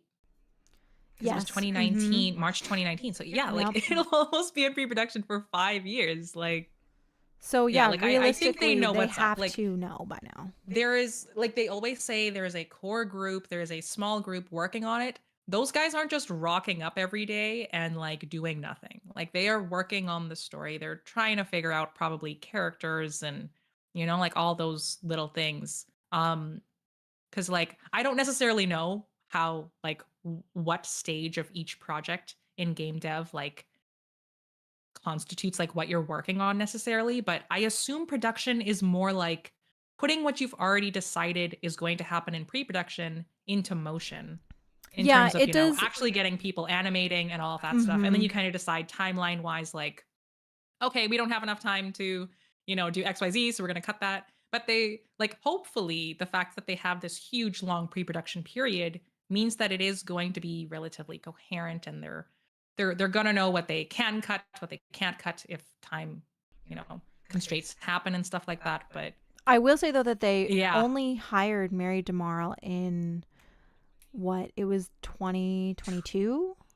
I think it was 22. Yeah, So so she's only been there she for a really year. hasn't been there that long. So, Hmm. the other parts of the team could be working on concept art, could be working on, companions, whatever. And now Mary DeMarle has been brought in to kind of finalize the story. That's just what I would expect given their time frame and kind of their hiring situation. Um, Yeah. so it's hard to say. Like, obviously, we don't really know. Like, they haven't really told us much, and I don't. There was no confirmation of what stage of production that they're in on N7 Day. Oh no. Yeah. So Which was frustrating, but like I yeah, I mean, expected something, but I do yeah. wish that, obviously, I'm sure you saw all the hubbub about the 2029 release date with Jeff Grubb. Yeah. And Oh man. Yeah, I steer away from like those types of things covering it on the channel, but I definitely saw it. yeah, I think those things are really interesting to cover because Oh, for sure.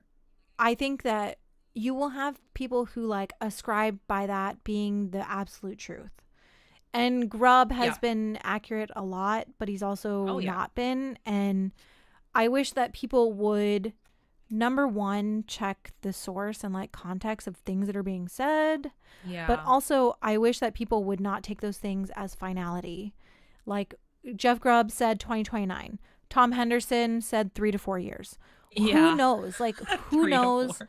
I will believe it when I hear it from BioWare, But I Yeah. do wish that, I think that what they're doing is not sustainable for another N7 Day.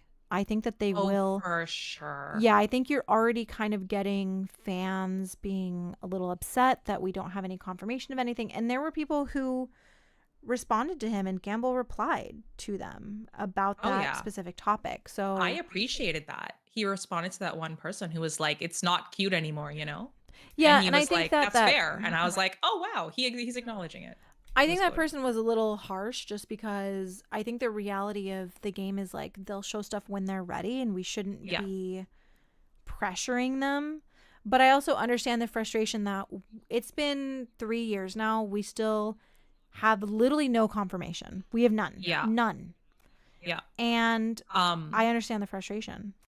Oh, for sure. I think that if they don't do something major, like actually major next N7 day, that it will start to turn from being angry to apathy, which is the worst possible thing that you could have in your franchise. Yeah, Um no, I totally agree. they need to give us something. Like they need to give us something really good. Like I'm hoping next year it's going to be like a title cuz like Dreadwolf will finally hopefully be out before the next 10-7 days. So hopefully we're going to get at least a title. And I don't know, I feel like personally they need to give us more of a bone in terms of is Shepard coming back? Because that's the Yeah. one thing that's really riling everybody up. Like it's like, who are we playing as? Like we don't know.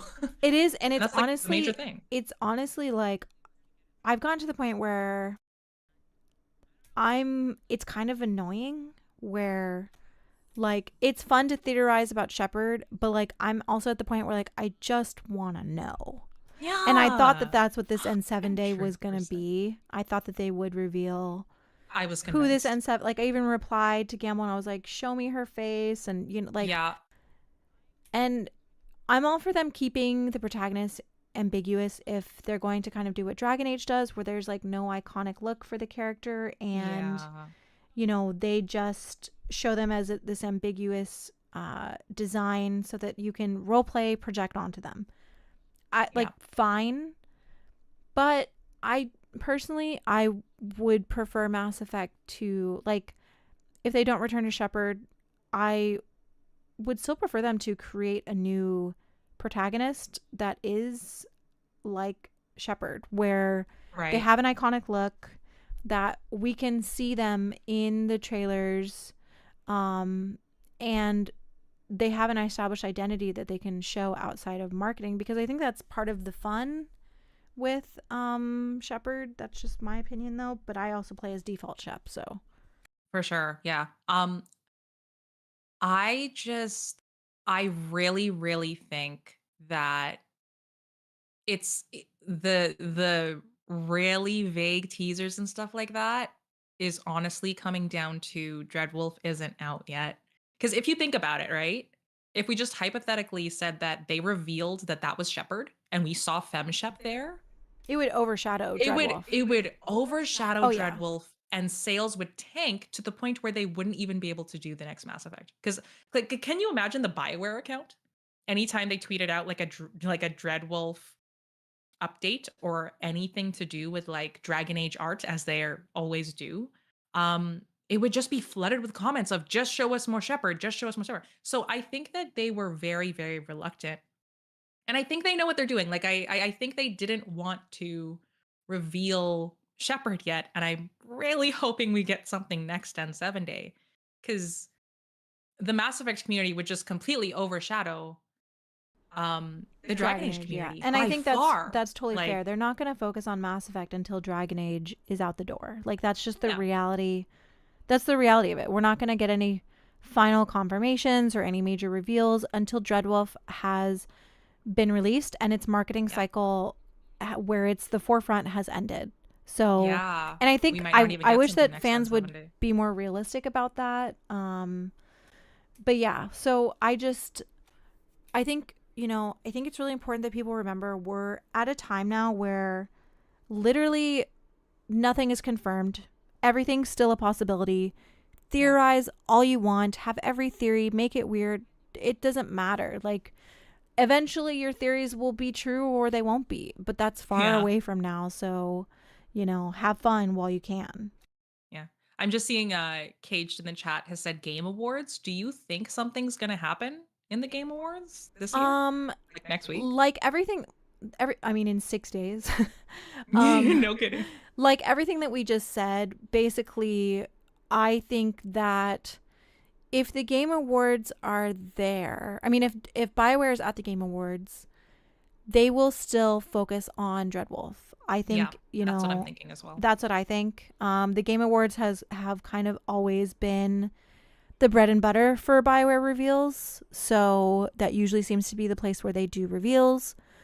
So I think that if there's anything, it will be Dragon Age related. Yeah.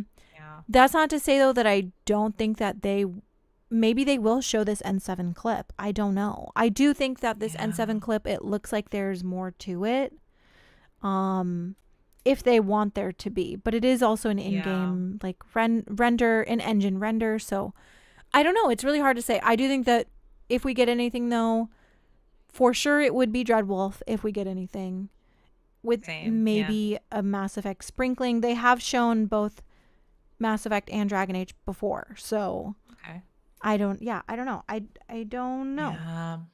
I just I definitely think like I was convinced that on N7 Day that there was going to be more to it because at the end of Gamble's blog post, he said there will be more to share, but just farther away or something like that. And I immediately latched on and I was like, oh, they're going to give us something for the Game Awards. But honestly, like it could have just meant farther away, i.e., next year. So yeah, like I'm of the mindset of there's probably not going to be anything during the Game Awards, Mass Effect related, but hopefully, like I'll holding out potentially a little bit of hope, but very little hope. Like I think Yeah, there's like I'm a not two expecting it. percent chance, yeah, that we're gonna get something. I'm definitely not expecting it, and I don't think that anyone should be expecting it either. Like, I think the BioWare fan base has a really bad habit of anticipating things when, and I know I'm guilty of this too, but I think like people should be more realistic about what BioWare is going to show. And the reality of that Yeah, is they're going to show stuff when they're ready to show it, you know.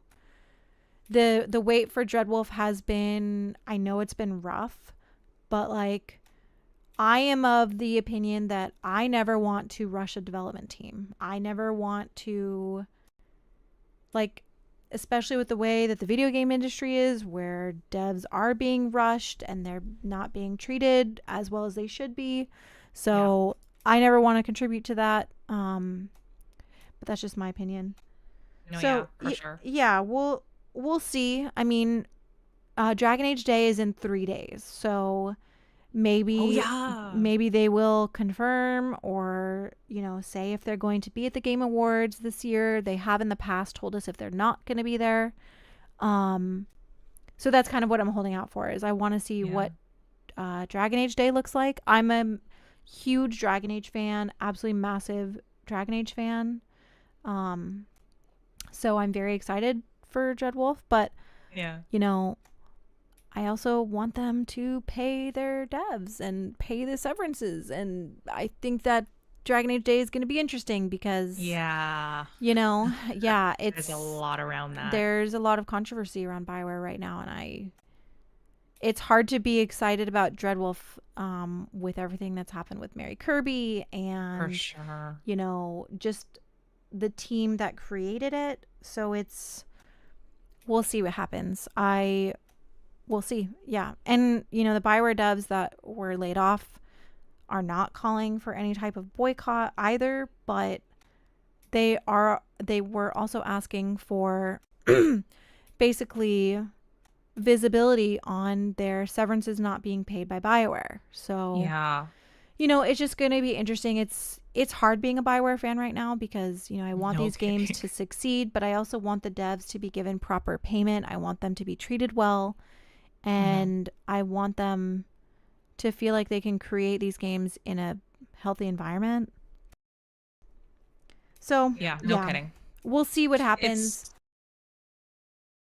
it's just super frustrating because I think like from just like an outside perspective, like I really want to support Dreadwolf. I really want to support the next Mass Effect, but like you said, if the people that are working on it are just being absolutely destroyed, then it like you question it, right? Like you have to question your own fandom because of like how companies are treating the devs and stuff like that. And it really, really sucks. Like it's definitely one of those new things that I think because I never really followed like the behind the scenes like game dev stuff until I started making this channel.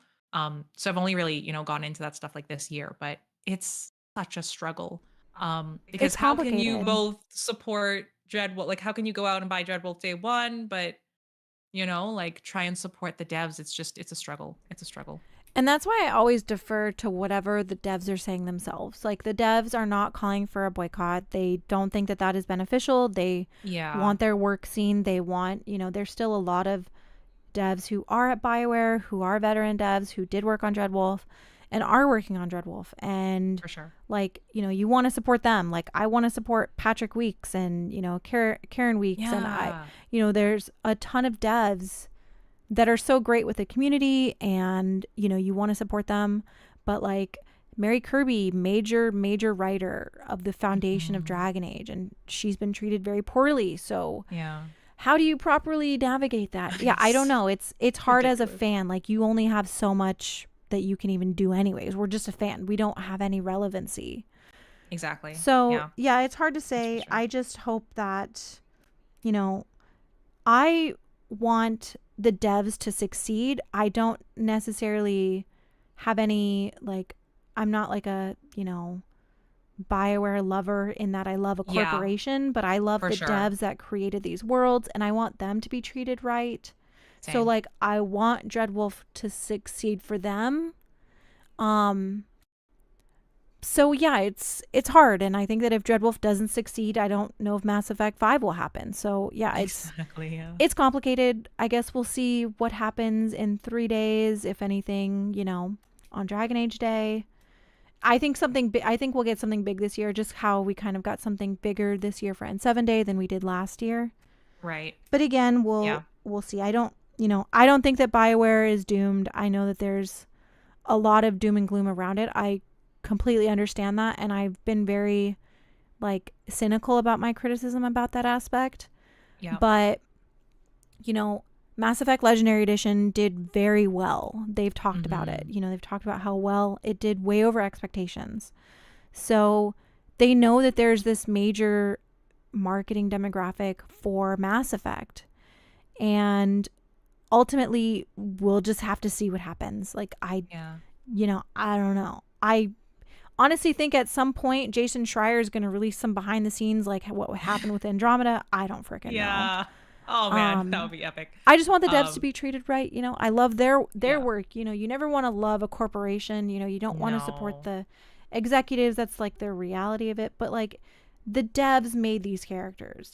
Real people wrote Garrus and Shepard and Arya, and like Uh, you want to support that. You want to support the exactly. creation. So yeah. Just off of that, I'm also curious, like maybe the Legendary Edition doing so well maybe bought Mass Effect 5 more time in terms of being able to drag it out longer and being able to like for them to work on it a little bit more. But you also like maybe it bought them more time, but at the same time, like all of these devs that, are on this core team or whatever, like they are getting paid year after year. Like I just wanted to bring in the thing where you had brought up Grub saying like 2029. Like I don't see it lasting I or don't either. taking that long. Just from a financial perspective, I Same. think EA is going to be like, "Hey, you guys have been, in their minds draining our resources without actually putting out something." I think that there is going to be like if I had to guess off the top of my head, maybe like a 2027, hopefully 2026, but at the same time, like they're still in pre-production and they haven't even announced, um anything. So that would be like a 3-year cycle or a 4-year um 4-year timeline to make the game if they release in like 2027. So yeah, I don't see it going to 2029 because just from an EA perspective, but um yeah, I want to play the game, man. Like I am just I just want to play a new Mass Effect game. It's I just totally that's how agree. where I'm at. And like Jerome mentioned in the comments, Casey Hudson did talk about, Andromeda's struggles. And I don't think it's a secret that BioWare knows that, hopefully at this point knows what the source of their problems are. Yeah. And I genuinely hope that moving forward, we know that they're not allowing for crunch. We know Mhm. that they are trying to do better, but it's like, again, I'm just saying that as like, I am not a corporate defender by any Yeah. means. You know, I just want the devs to have a better work environment. And that's an industry issue. It's not unique to BioWare. It really isn't. That is literally just an issue everywhere. I mean, this is one of the worst years for gaming in general. Yes, the games that have come out have been amazing, but look at how many games And then have they been all got fired. canceled and how many devs have been fired. Yes, it's bad. Ridiculous. So, you Yeah. know, I hope by now they know what the problems are and know enough to be able to address them and not repeat the mistakes of the past. For sure. Yeah. That's going to be huge.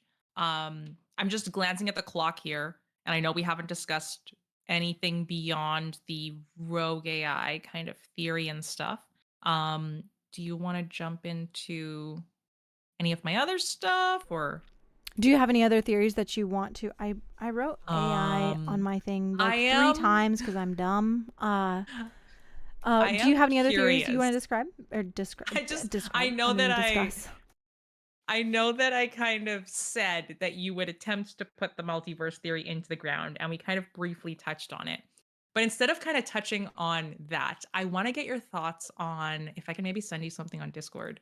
Um, have you listened to like the 6 individual voices from the teaser trailer from 2020? Mm-hmm.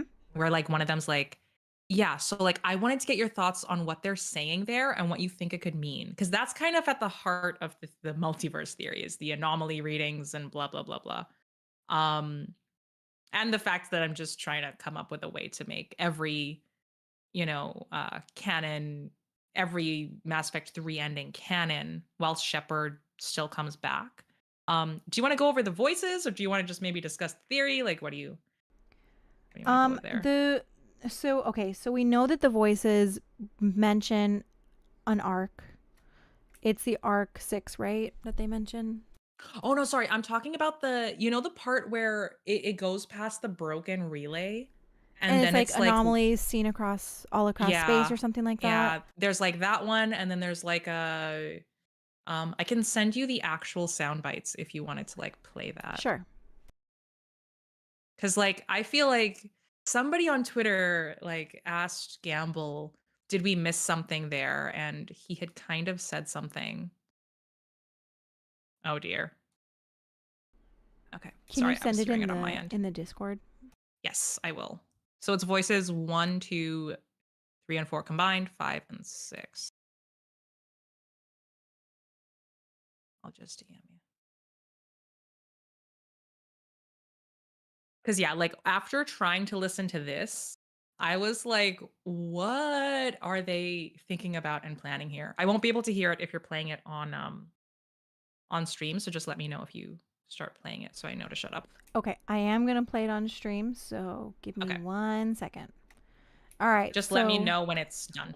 Okay, I'm gonna play them, all of these. So in the comments, so we're just listening to the different voices from the original first reveal trailer with Liara.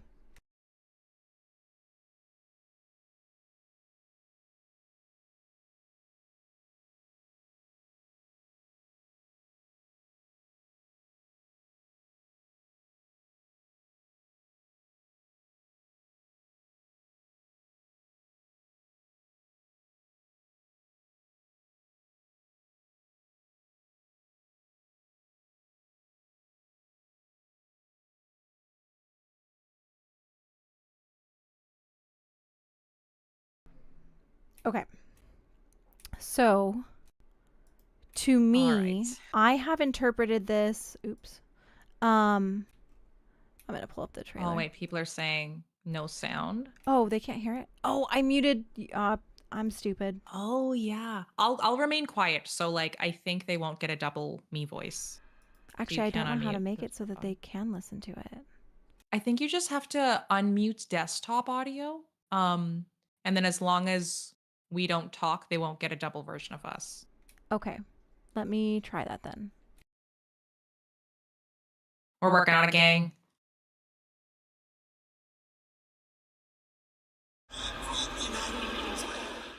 Lost contact. Anomaly readings all across space. I've lost contact. Anomaly readings all across space. I've lost contact. Anomaly readings all across space. I've lost contact. Anomaly readings all across space. Okay, did I do it? Did you guys hear that? Okay, I think okay, they did hear it. Okay, so for this specific line here, I think that when I hear this, especially the anomaly readings all across space, I'm immediately brought to the dark energy theories and kind of that entire storyline. And also the clip where we see the like relay looking thing with the effects that go across the screen. Okay, wait. I think I might have accidentally. I tried muting, and I think I might have deafened. So I totally missed everything you just said. Sorry. Okay. Okay. So what I was saying though is when I hear that dialogue, I think of the dark energy plot and the entire like dark energy storyline that was dropped from Mass Effect 2, and I also think of from the relay that we saw in last year's N7-day teaser, the shapes that move across the screen and kind of distort the image. Oh, yeah. That's what I am thinking could be connected. Okay. So, and again, and I've mentioned this before that it could be related to like the scourge or something like that, but the dark energy I think the dark energy is the safest storyline that they can follow through with, because not only does it open opportunities to connect the two games, but it also is a major story thread that was left that fans have always been asking for more of. 100%. And it connects to the Quarians, it connects to Shepard, it connects to the Geth. I mean, it literally connects to everything that seems to be having a possibility of being in the next game. Oh, for sure. Yeah. I'm seeing your thing on delay. So I just saw like in the trailer the part where it goes like through that broken relay, and then it randomly like it looks like we're going from one place to another. Like I don't know if you remember in Andromeda, whenever you kind of pop out of like FTL or whatever the heck the system is on the Tempest, it kind of looks like that. It kind of looks like you just went from one place to another place. Mm-hmm. That's what that part reminds me of in the trailer, which makes me think that it could be a little bit like we just went from one place that we weren't to another place. Um yeah, I'm just seeing it again here. Um yeah, I don't know, like I don't know if it's as simple as, we're just popping over to go see Alkera. And also I'm convinced that the planet is Alkera, but I mean that's just another another thing that I'm absolutely convinced of, because I don't see a reason why they would show us the moons and have it be like super icy and blizzardy and then showing us like an N7. Like I looked at every single planet in the Milky Way and none of them listed 3 moons. I think I also had a theory where I thought it was Alkera, but there's one problem with that. If I remember correctly, Alchera, I don't know if it's Alchera or Alkera, whatever. I don't know either. I've been saying Alchera, but I don't. Okay, we could do either. If I remember correctly, and I am going to pull it up here in a second, but if I remember correctly, its atmosphere is made of ammonia, and Liara doesn't have a face mask on. Kala, I need to send you this. I saw something in the codex of a planet, and I don't think I've ever revealed this. I was going to do it in like a huge like reveal update trailer video, but I wanted to show you. I don't know if I can find it back, but I'm pretty sure Asari can breathe methane. I'm not joking. I think they can survive in like methane environments for a little bit. Do you remember where you saw that?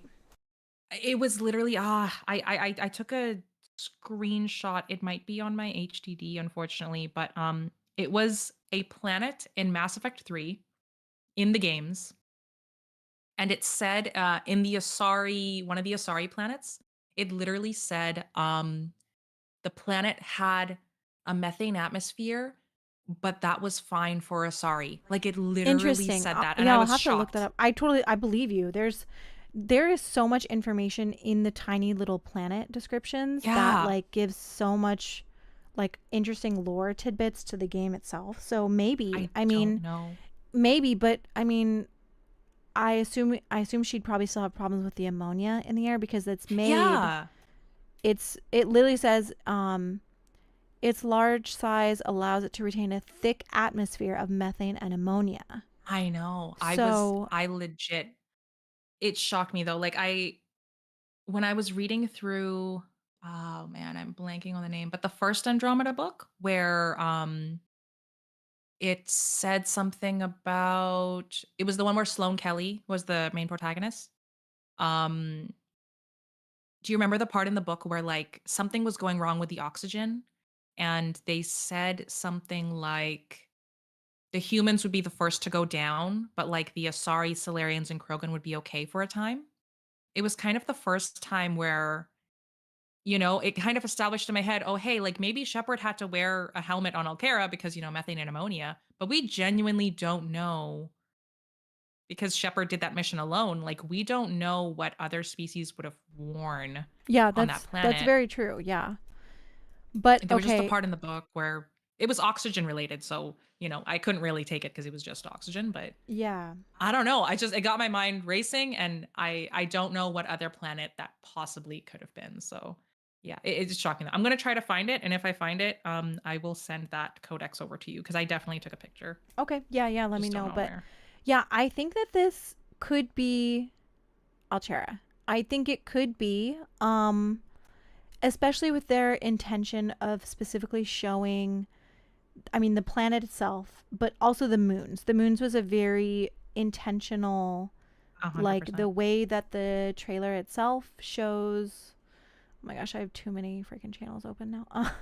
um like when we are pulling up to the when Liara, which I think is Liara, is flying up to the planet, we see one, two, three. So we see the three moons Yep. here, and yeah, I mean it could be there's like one behind there.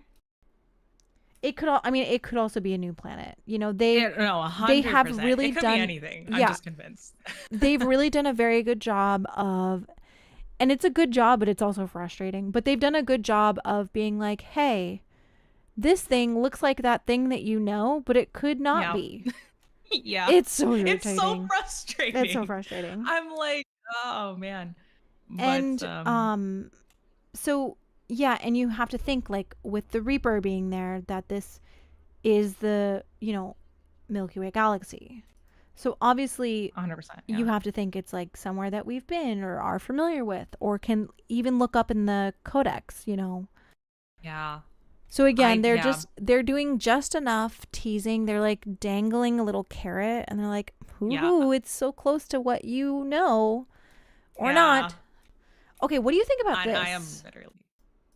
What do you think about okay, in the first few bits of the trailer, it zooms in and then we see what looks like a sun and it has rings, but they Yeah. look like they're like solid. Yeah.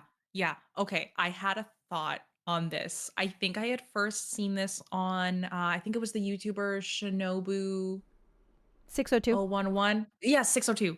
Um, so I watched something of theirs and I think they went over this briefly. Where if you talk to Legion in Mass Effect 2, um, there's a very specific conversation that you need to have, but I think that Legion mentions that the Geth might have made something like this. Um, it's literally like I have no idea what the term is called, but if you go watch the trailer breakdown by Shinobu, they go into the conversation that Legion has. Or I don't think they show it necessarily, but And I wanted to go back into Mass Effect 2 and look at this myself. Because the way that you get it is you need to do Legion's loyalty, have him not die in Mass Effect 2, and then you need to have enough missions stored up that you haven't completed yet in order to keep talking to Legion.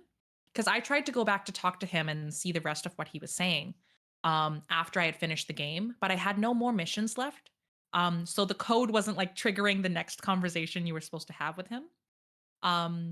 So yeah, like go back and listen to that, because I think this might be another Geth related thing where the Geth were working on some type of like disc thing of some kind. I have no information because I haven't gone back and done it myself, but that's what I think it could be. So in the comments, Alex says that's a new star forming. It's a circumstellar disk. And I actually did Google it, and I mean, it could be. Is it? And Is that what it is? It does look like it could. Yeah, it very well could be that. And I do want to also point out that let me see if I can find Marco's.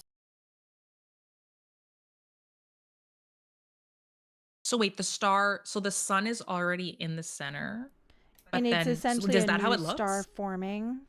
That's wild. Let me. And then the thing that they're saying in the trailer itself is A circumstellar disk. Dyson sphere. Yes, thank you so much, Cage. Let me see. Is that related? I don't even know what it is, but So these are what I'm looking at right now on the screen are, oh my gosh, there's actually some ones I haven't seen here. Oh shit. I don't know if these are new because I have been to this man's I have literally been okay. Wait, what the hell is that? I was literally just on this site recently. Yeah, Marco, right? I think these are new. Wait, what are these? Okay, so these Dude, are all concept arts from the trailer. So if you look down in the corner, it says Bowie. Dude. That is Mass Effect 5's codename. Yeah. I haven't seen some of these though. So I've seen most of these. What the hell? Some of those are new. And they all have very interesting names. So this one is called Reaching Twin Star. Okay, how do I pause this? Yeah, I'm gonna have to. I'm trying to zoom in on this stream. Okay, here's both. I did not get it to pause. Okay, here are both galaxies. We got the God damn it! Sorry. No, it's okay. How do I? What the hell? Okay, this website is not made very well. Could you print screen it, or no? It's just gonna keep going. Hey. Okay, seems kind of silly to have a portfolio where I can't click everything and just examine it. It says various sci-fi designs. Okay, but this is for sure, like, these are pieces that's from the trailer. Yeah, these are from the trailer. And they're titled things like Establishing. So Establishing is the name of the shot of the first shot in the trailer where we see the Andromeda and Milky Way galaxy. Okay, then we have there's like an additional one with Establishing, and it has all of the it has all of the artwork kind of flying at it. Like I'll point it when it comes up. Yeah. And I posted screenshots, and I've made a video about this concept art, and I posted some screenshots of these pieces of art, and I tweeted, like, I made a video. I think this could be a dying star, because that is what this here, this like hourglass shape figure that represents a dying star from what I could find anyway. And that's the tweet that Gamble liked. So I think these are relevant. Something. Yeah. That's not like a jokey like that's he might have watched the video, listened to what you said, and then liked it, you know? So they do watch stuff. I mean, they do. They absolutely do. Oh man, I hope they haven't watched any of my stuff. So unhinged. So I mean, I'm sure they have. I mean, they, and so I've seen some of them like leave comments or join streams or whatever.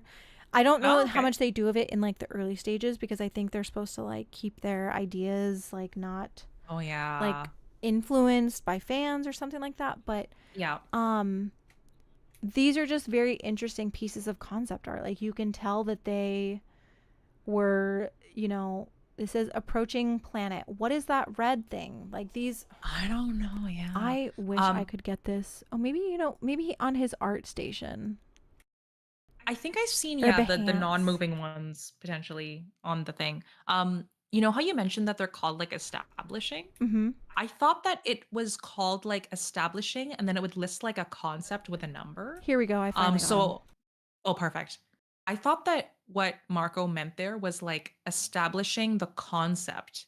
Like concept, like I think I had covered it as well. It said like establishing concept like 2.0 or something like that. Well, So I thought that they he all was say providing art. concept, so I think that I don't know if that was necessarily They were included just in called the. establishing. Yeah, I think they. So like down here in the corner.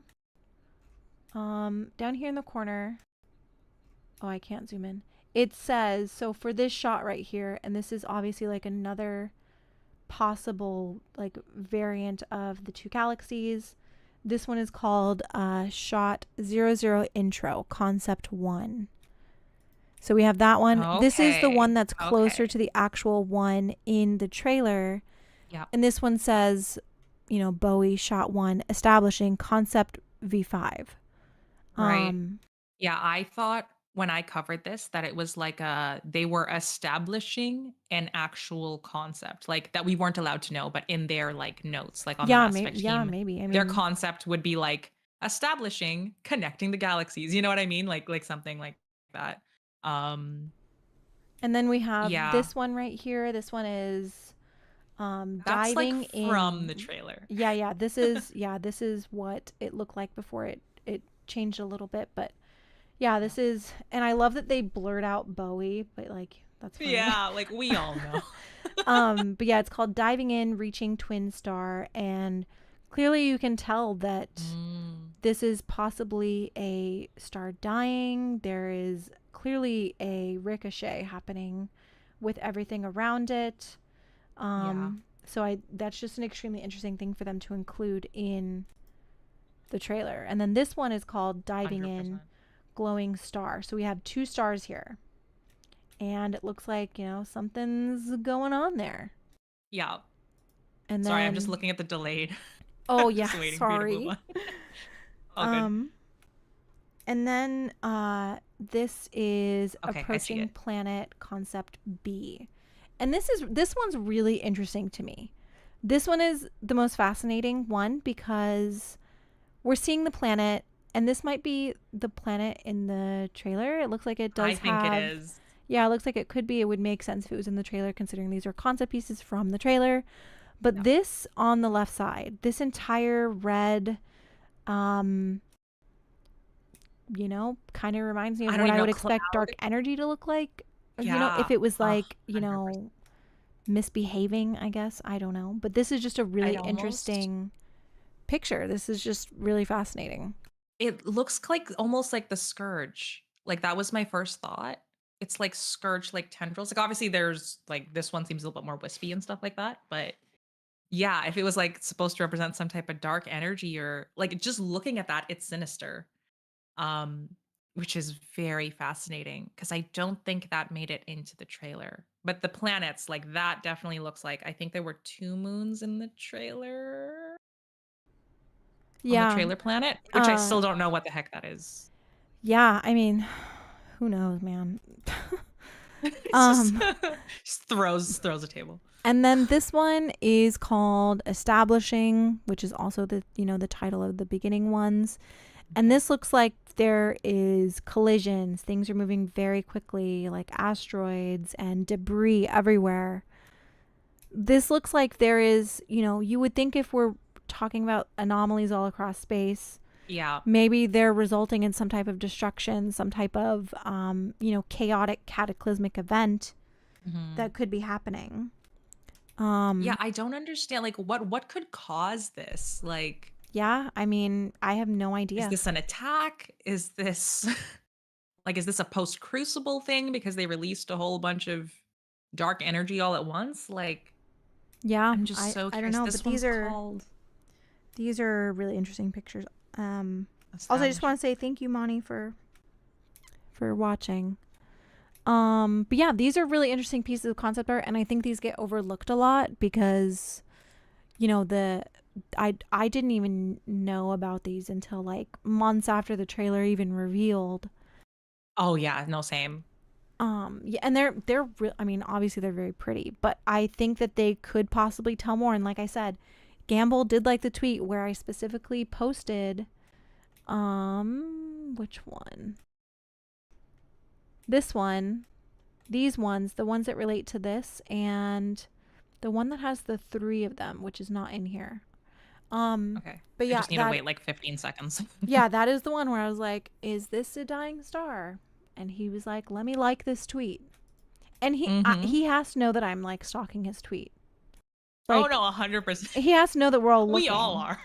Let me see if I can find it because it wasn't that old.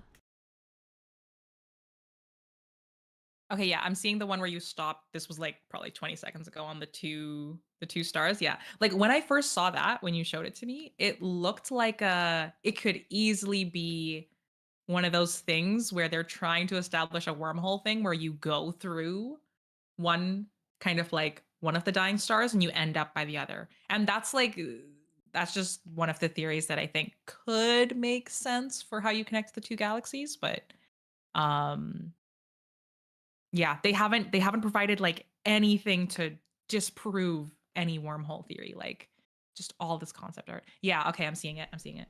Yeah, they've done a really interesting job of, like we've said over and over, they're opening up a million doors at this point. Yeah. And yeah, so like I made this video and I included these shots. You know, these two bottom ones are specifically from the trailer. This one has been changed a little bit. Mm, And you can see, where is it? Right here. So you can see the hourglass shape here. It's been changed so it doesn't look exactly like that anymore. It's more of like a yeah. kind of like a spider looking thing. But yeah, and that's why I was like, you know, I feel like we have to be moving back towards dark energy, dying Yeah, stars that could be connected to the anomalies all across space. definitely. So yeah, I mean, there's possibilities here. Wait, Caged also said Alderson disc. Why is that ringing a bell? But also, I wanted to look into the Dyson sphere thing because I feel like that's what Oh yeah, let me Google Legion that. was talking about. So, a Dyson sphere is a hypothetical megastructure that encompasses a star and captures a large percentage of its solar output. Apparently, it's just like a thought experiment. But like, if that's what the Geth were doing, and we know that they've hinted at like the Geth doing like being major part of the next game, what if that weird thing that we're seeing in that thing is like the Dyson sphere Okay, but that's tell me a trying to Dyson like, sphere is not the exact same thing as meridian. oh my goodness, dude. Yeah. Is that what it is? Well, I don't think that that's what it is, but the concept of a Dyson sphere is Yeah. basically meridian. Holy crap.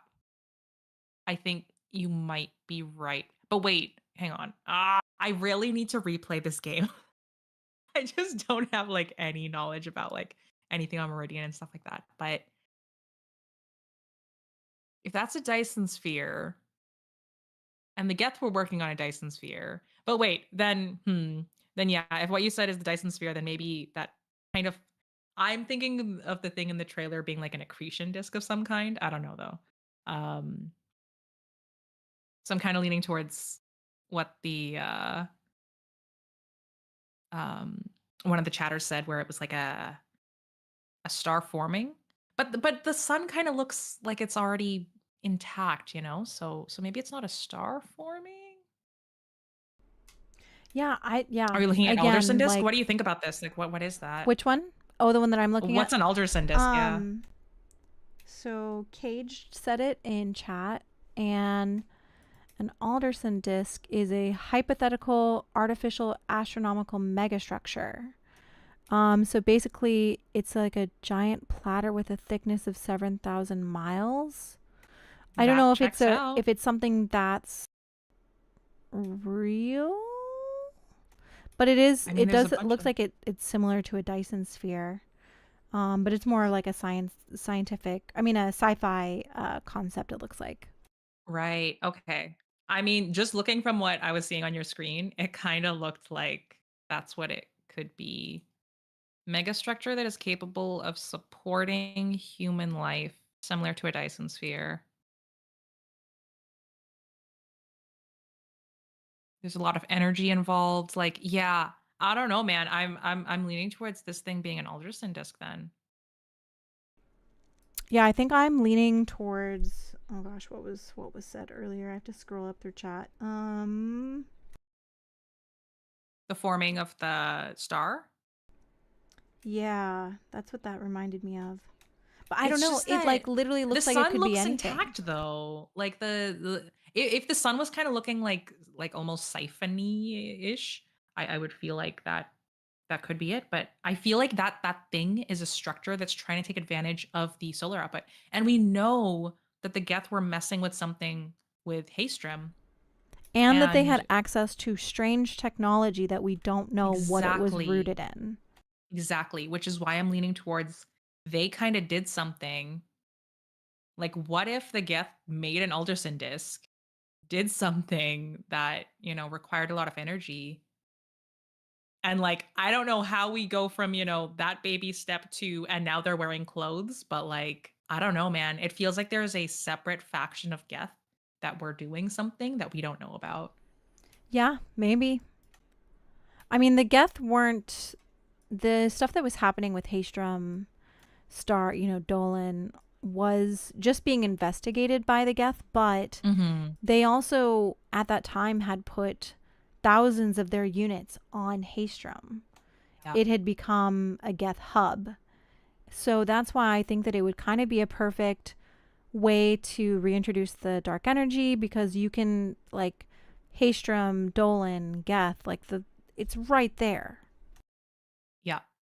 100%. Like, oh man, I really want to go redo. I would have to do the entirety of Mass Effect 2 again just to hear what Legion said there, because if they're bringing in that stuff too, like they're clearly bringing in and bringing back the dark energy plot thread, I think and I so. feel like that would be a place to look. I think for sure. But, like we're all looking at these concepts like the Dyson sphere, That's Meridian, right? yeah, that's That you're Meridian. This is showing. the concept Okay. art. Um like all of this, they have made a unique enough looking concept that it could literally be none of those things also. Yeah. I think No. that, Yeah. you know, the Mass Effect, while rooted in a lot of science fi and a lot of Science sci-fi fi. scientific things, it very much creates its own science. So, this doesn't have to Mhm. mirror or reflect something from reality 100%. They can create something new or base it off of something or whatever. Yeah. I mean, that's part of the fun of Mass Effect too. Like, it doesn't all have to be real. Like, we know For Mass sure. Effects, like Mass Effect fields and Mass Effect relays and Mass Effect toothbrushes. Those aren't real, but they're cool. Yeah. Yeah. Something I also wanted to bring up was it felt like between the trilogy versus Andromeda, that Andromeda was a lot more trying to be like almost correct with its science and like was a lot more scientific. Like we had our weird tool thingy that blanking like the SAM thing that we could look at anything with. It felt like they spent a lot of time, really outlining the world and trying to make it more accurate towards what like like sci-fi things would do. So do you think they're going to go forward with that and kind of push more like Okay. sciency style things, or do you think they'll kind of take a step back and move back towards the trilogy where um it's not as accurate, I guess. It's more See, far-fetched.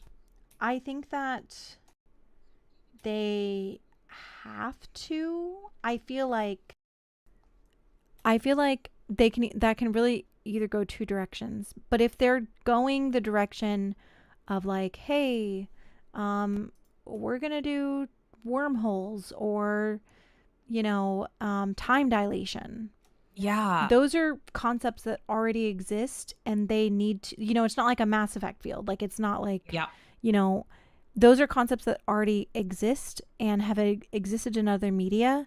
So I think if they go that route, which personally I'm not the hugest fan of, but if they do go that route, they will have to root some of it in science for it to be believable, because, part of the thing about the Geth mass or the telescope is that a lot of people were like, the science behind this doesn't make any sense. And Yeah. I'm not a scientist. I don't know. I just read the pages on a book. So I'd have Yeah. no idea.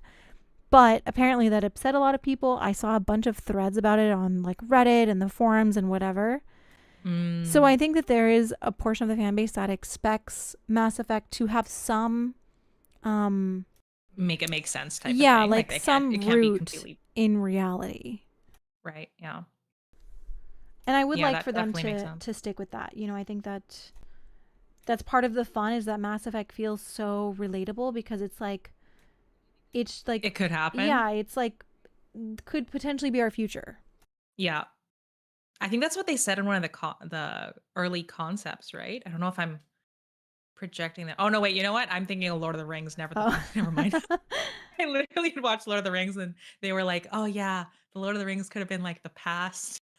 And like we're in the future now. But anyway, and I one of the things, sorry, go ahead. I was just going to say, I think that Mass Effect is very much sci-fi fantasy, where it's like, yeah, you have it rooted in science, but like there is a fantasy aspect to it. Like, that's very obvious. So they can, I mean, look at there's Star room Child. to play with. Yeah. Yeah. Oh, It's like God. that is I don't not want sci-fi. to. We'll just pretend Star Child just doesn't exist. Yeet him into the crucible. Oh man.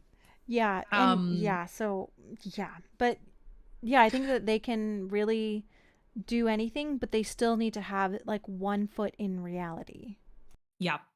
No, definitely. I think that because I'm just glancing at the clock here, making sure that I'm not going to be late.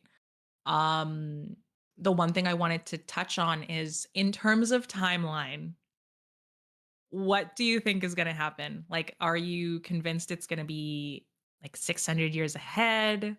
Um, do you kind of subscribe to the whole like the 2190 potentially date that they did in the relay? Like, because Oh. I'm of the mindset, I am literally convinced that it's going to be 2190, because I was kind of on the fence, and then they show Garrus, and I'm like, there's no way, unless like I have seen theories where it's like, oh yeah, they said Arc 6 is away, Garrus went into cryo sleep and went to Andromeda. Like, I'm convinced they're not going to touch Andromeda. Like, Andromeda is going to come to the Milky Way, like the people that they want. But I'm convinced of 2190. But I wanted to hear your thoughts on it.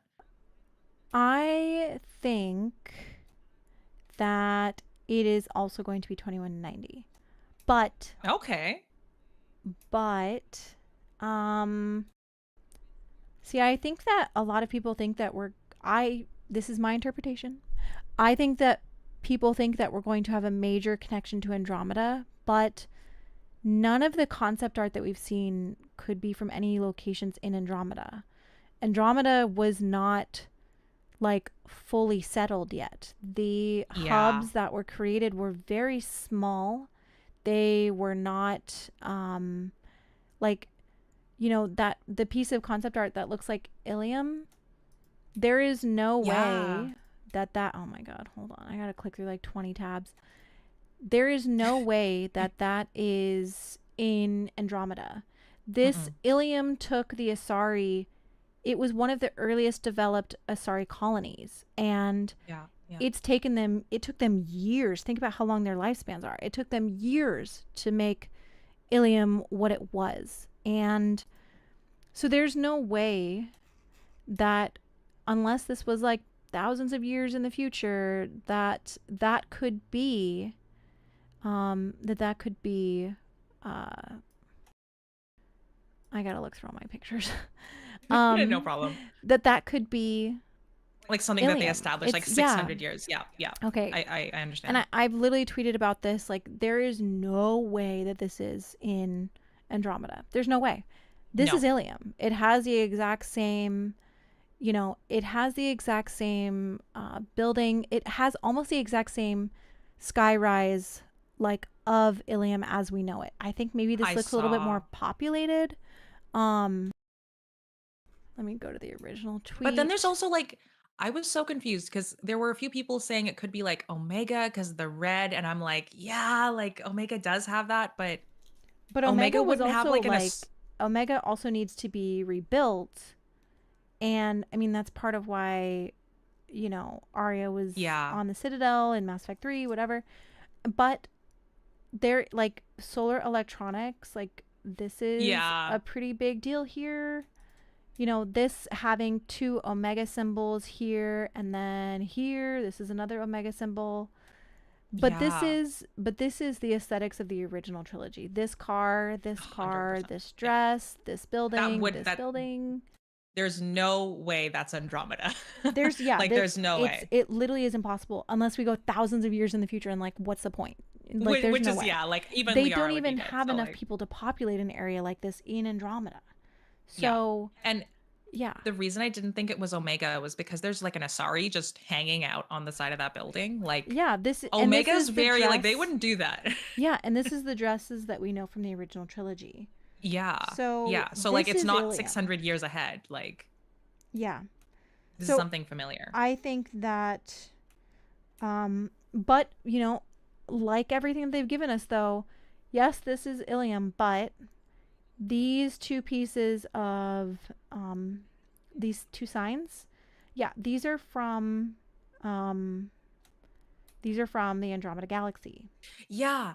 I thought that that's why I was thinking it was just like it's definitely for sure Ilium, but having those two symbols there was just an ode to like, don't worry, Andromeda's still gonna be a thing, you know? Well, And I'm just I seeing in think the that it was very intentional. I don't think that these were just like put in there. I think that oh no no no. what the implication of these is that somehow maybe some things from the Andromeda galaxy made it. And but then again, like, it's really hard to say because Yeah. the aesthetics on this very much remind me of the Angara aesthetics, and the Angara Mhm. were there before anybody from the initiative. They Yeah. established places like Kadara Port, that was established by the Angara and was taken over. Mhm. So when you're looking at aesthetics from Kadara Port, you have to think like that probably came from the Angara, not the initiative, not Sloane Kelly. Yeah.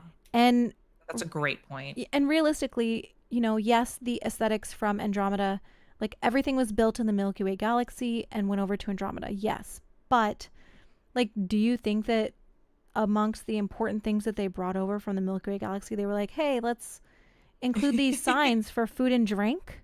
Yeah, Because yeah. that's what they are. There's These no way. That's what these signs are. These Yeah. But this sign to the right here, this sign is actually in the location that Reyes is in. And I think he could have Oh, a connection to the benefactor. I don't know, but yeah. so yeah, Reyes, it's hard to say. yeah, Reyes was one of those plot lines where like I actually kind of got reinterested in Andromeda when I was playing it. So I wasn't paying attention to him up until the part where he betrayed me. And then I was like, oh man, I kind of wish I had been paying more attention. But I'm also seeing a few people in the chat saying that it could be Thessia. That's kind of what I was running with in my thing, but just specifically the other concept art with the that weird like building with the lights that are curved and then go upward. So here's Um, why I think that this is here's why I think that this is Ilium specifically. yeah, Okay, look at the top of this. I know that you can't see exactly them, so you'll have to look after, but no problem. um the shape of this building here, this shape of this building here, which is kind of like a triangle alongside this one. Okay, these are the exact same buildings. So these are there, this Oh, is an old concept piece. And then these buildings right here. So you have this one, you have this one. Like, literally they're shaped the exact same. They have the same domes. right. And the reason why I think that this is Ilium over Thessia is Ilium would Ilium was Asari territory, but like unofficially it wasn't like Thessia would never have a place dominated by Omega. I guess is what Oh I'm wow, I'm seeing it what now. I'm trying to say. Yeah. No, for So sure. like the Yeah. shape of these like this building, that building, and this building, I mean these buildings look exactly the same. Yeah. I guess I didn't really know because like they're both Asari dominated. Um, so they could technically like copy and paste like certain buildings, but that one picture you showed, I know I'm like super behind. Like 2 pictures ago, it kind of looked smoky there. And I had never seen it smoky on Alien before, but like that's interesting. Let Also, you me have a huge question in the chat, by Yep, the I was way. just about to say let me ask or let me address that really quick. So Bloody, hey, thank you for your donation, and let me see here. Thoughts on Omega 4 relay surviving the blast from the Crucible. This could lead to many possibilities, and I wanted to know your thoughts. I actually just started writing a theory about the Omega 4 relay because I think there is significance that on this year's N7 day, the epsilon is an omega, like not omega, is a Greek letter, just like omega, just like mu. So those are other names for Oh. relays. So I think that if they are trying to pull, maybe we get an epsilon relay or something like that. Maybe there's a Yeah. connection to the relays there. And I'm like in the middle of working on this theory, but I I know that people went through the relay and didn't come back, and there's several Yeah. in Oh my universe God. theories about why, but I think the major one that people speculated is that the collectors were basically killing people who went through the relay and were taking control of Yeah. it. If they're But what if? gone, that could mean that the relay survived, and I don't necessarily know if it would survive the blast. I don't think it was connected to the larger relay network. So No. it could have survived, and since the collectors wouldn't be there anymore, it could be possible to explore it now. Yeah. I have a so I guess if you watched my last video, you'll know that I have an unhinged theory about what the N7 could have potentially stolen. Um yeah, I have something that's kind of along those lines that you were saying with like epsilon and mu and stuff like that that Mm-hmm. relates to the relay. I kind of don't want to let that one out of the bag yet because I'm still working on it. Um, but I do think that the what we were given during the teaser, and I think there was another tweet where Gamble had said like it's connected to the relay. There's definitely something there. And I definitely think that Bloody who mentioned like in the chat whether the Omega 4 relay could be a thing. I think that for sure there's so much mystery surrounding that. Like There's a ton of that. relays that are not activated Yeah. and are not like available to be used. So Yeah. I think that's a Well, perfect way. And we already know. So, the clip from last year of what looks like that relay, the yeah. title of it was Cytherium System. So, I know, like yeah, where the I hell think is we're that? already seeing evidence of going to new locations. And I mean, I would expect to, anyways. So, yeah, Oh, I mean, 100%. any of the relays, and they will have to, I think they will have to address like what actually happened to the relays at the end. Yeah. I also just randomly had like a random thought on like if the Geth put together 3 mass relays and then pointed it at some place, technically each relay would connect to another relay somewhere, right? So they weren't like would it be possible that they weren't even just looking at one place? Were they looking at like 3 different or like triangulated Well, I think the places relays between those themselves, relays? Like, I think they had to be they were altered. So they were not just like standard relays oh, anymore. The technology was altered okay. to create like a telescope. Right. Okay. So, yeah, I don't think that they would still have the same Mass Effect Like they couldn't capacities. vamp. Right. Yeah, I don't, but I'm sure with more altering, they could be made for travel. That's why I think that's one of like, a possible situation with that, with the Geth Yeah. telescope. That would be just crazy. Can you imagine? Just combining three like relays and then just bamping somewhere in between all three? Just Like, YOLOing it, seeing wherever you land. yeah. Yeah. Just be like, you know what? If we die, we die, but let's do it. I love that. Yeah, there's really Um, like there's a million possibilities right now that they have um that they have shown. So it's really hard yeah. to pinpoint anything. No, yeah, 100%. Um, I'm just once again glancing at the clock. Is there any other theories that you would want to hit on, either mine or ones that you're running through or anything? Because I got about 20 minutes here. I did want to. Okay, we've seen the STX here. So there's the STX on the Sky Car, and I wanted to see if this was the same that is on um I the actually Mud Skipper.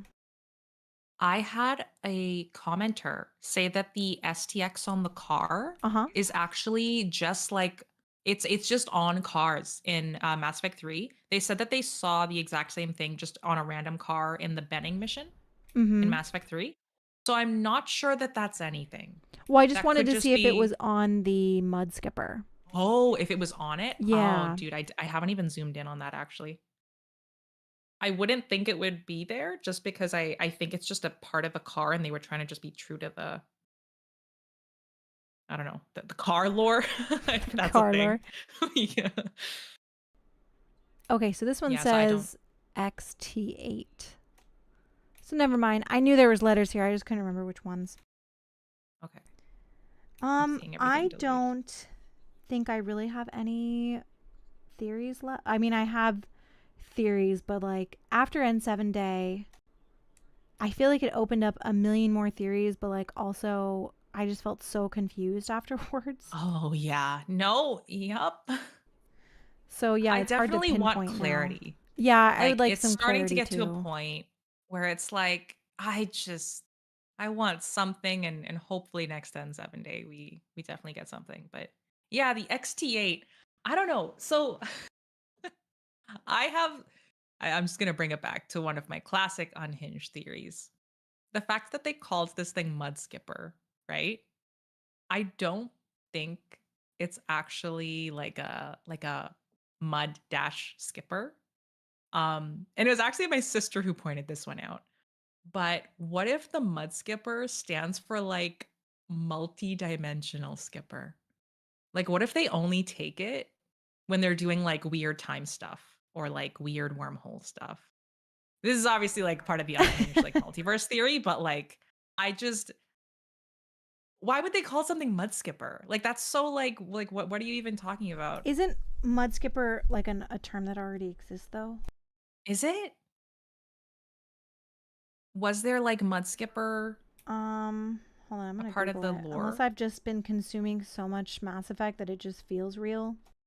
No Um, kidding. okay, all Google is telling me is that it is a fish. It's a fish. Okay. Okay, it's also They're no, riding in a hold on. fish, yes. It's a boat? I don't Oh, know. so they called it something like a The mud skipper is a fish that walks on land and it's really weird looking. well, this thing certainly is weird looking. No, yeah. Okay, yeah, Fang. Fang, who's my sister in the chat. XT, extraterrestrial. Yeah, that was the other thing that she said. I was like, oh yeah, we're gonna go like all the places. And I Brian, love thank that. you for that. But yes, to quote Morden, too many theories, too much information, possibilities. So true. Oh my goodness It's too much. gracious. There's so much. It's like, and I feel like Oh, every I'm time seeing I it now. unlock like a new thread, like there's like 20 more that open. Oh yeah. Well, it like you try to solve one question with an answer, and then that spawns 20 more questions. that you can't answer. Yeah, literally. Because we've just been given nothing. Oh my god, these guys are kind of cute. They're They weird are looking, kind of cute. but they're cute. Oh no, look at the one on the far right. Oh my It's so god. adorable. Its mouth open. See, now They're why didn't they use adorable. this design for it? Like, This is so funny, actually. They're really funny. oh no. Okay, well, Why would they call it after this thing though? I'm so confused. well, it's they're known to, they're the fish that walk on land. Oh, So okay. I guess it makes sense. Maybe Eh. it goes underwater. Oh, Maybe we're gonna be okay. going underwater. Yeah, like maybe that it's like a picture of the past remnant stuff exploration. it has water area that's explorable. No, I don't know. Kala, don't even voice that. I will make Yeah, an we're entire getting video. too weird with it. I think it's time to wrap it up. It's time. Oh my god, can you imagine if that was underwater? I would lose my mind. Thank you That's so much, awesome. everybody, though, for for watching, and especially because we've been streaming for almost 3 hours. So thank you Yeah. so much. We will definitely do this again. I don't think that we're going to 100%. really get anything until N7 Day, but maybe if we get something for the Game Awards, or if they ever announce that TV show that is rumored. Oh my goodness. Maybe we can do dude. another thing about that too. That would be absolutely awesome. Yeah, I was debating maybe live streaming the Game Awards, but I'm not sure if anything's gonna happen. Yeah, I don't know if I would. I'll be watching it, but like I don't think I'm gonna stream it. Yeah. I don't know. If I decide to stream it, I might shoot you an invite or something like that. But Alrighty, well that yeah, sounds it's gonna good. be awesome. Again, thank you everybody.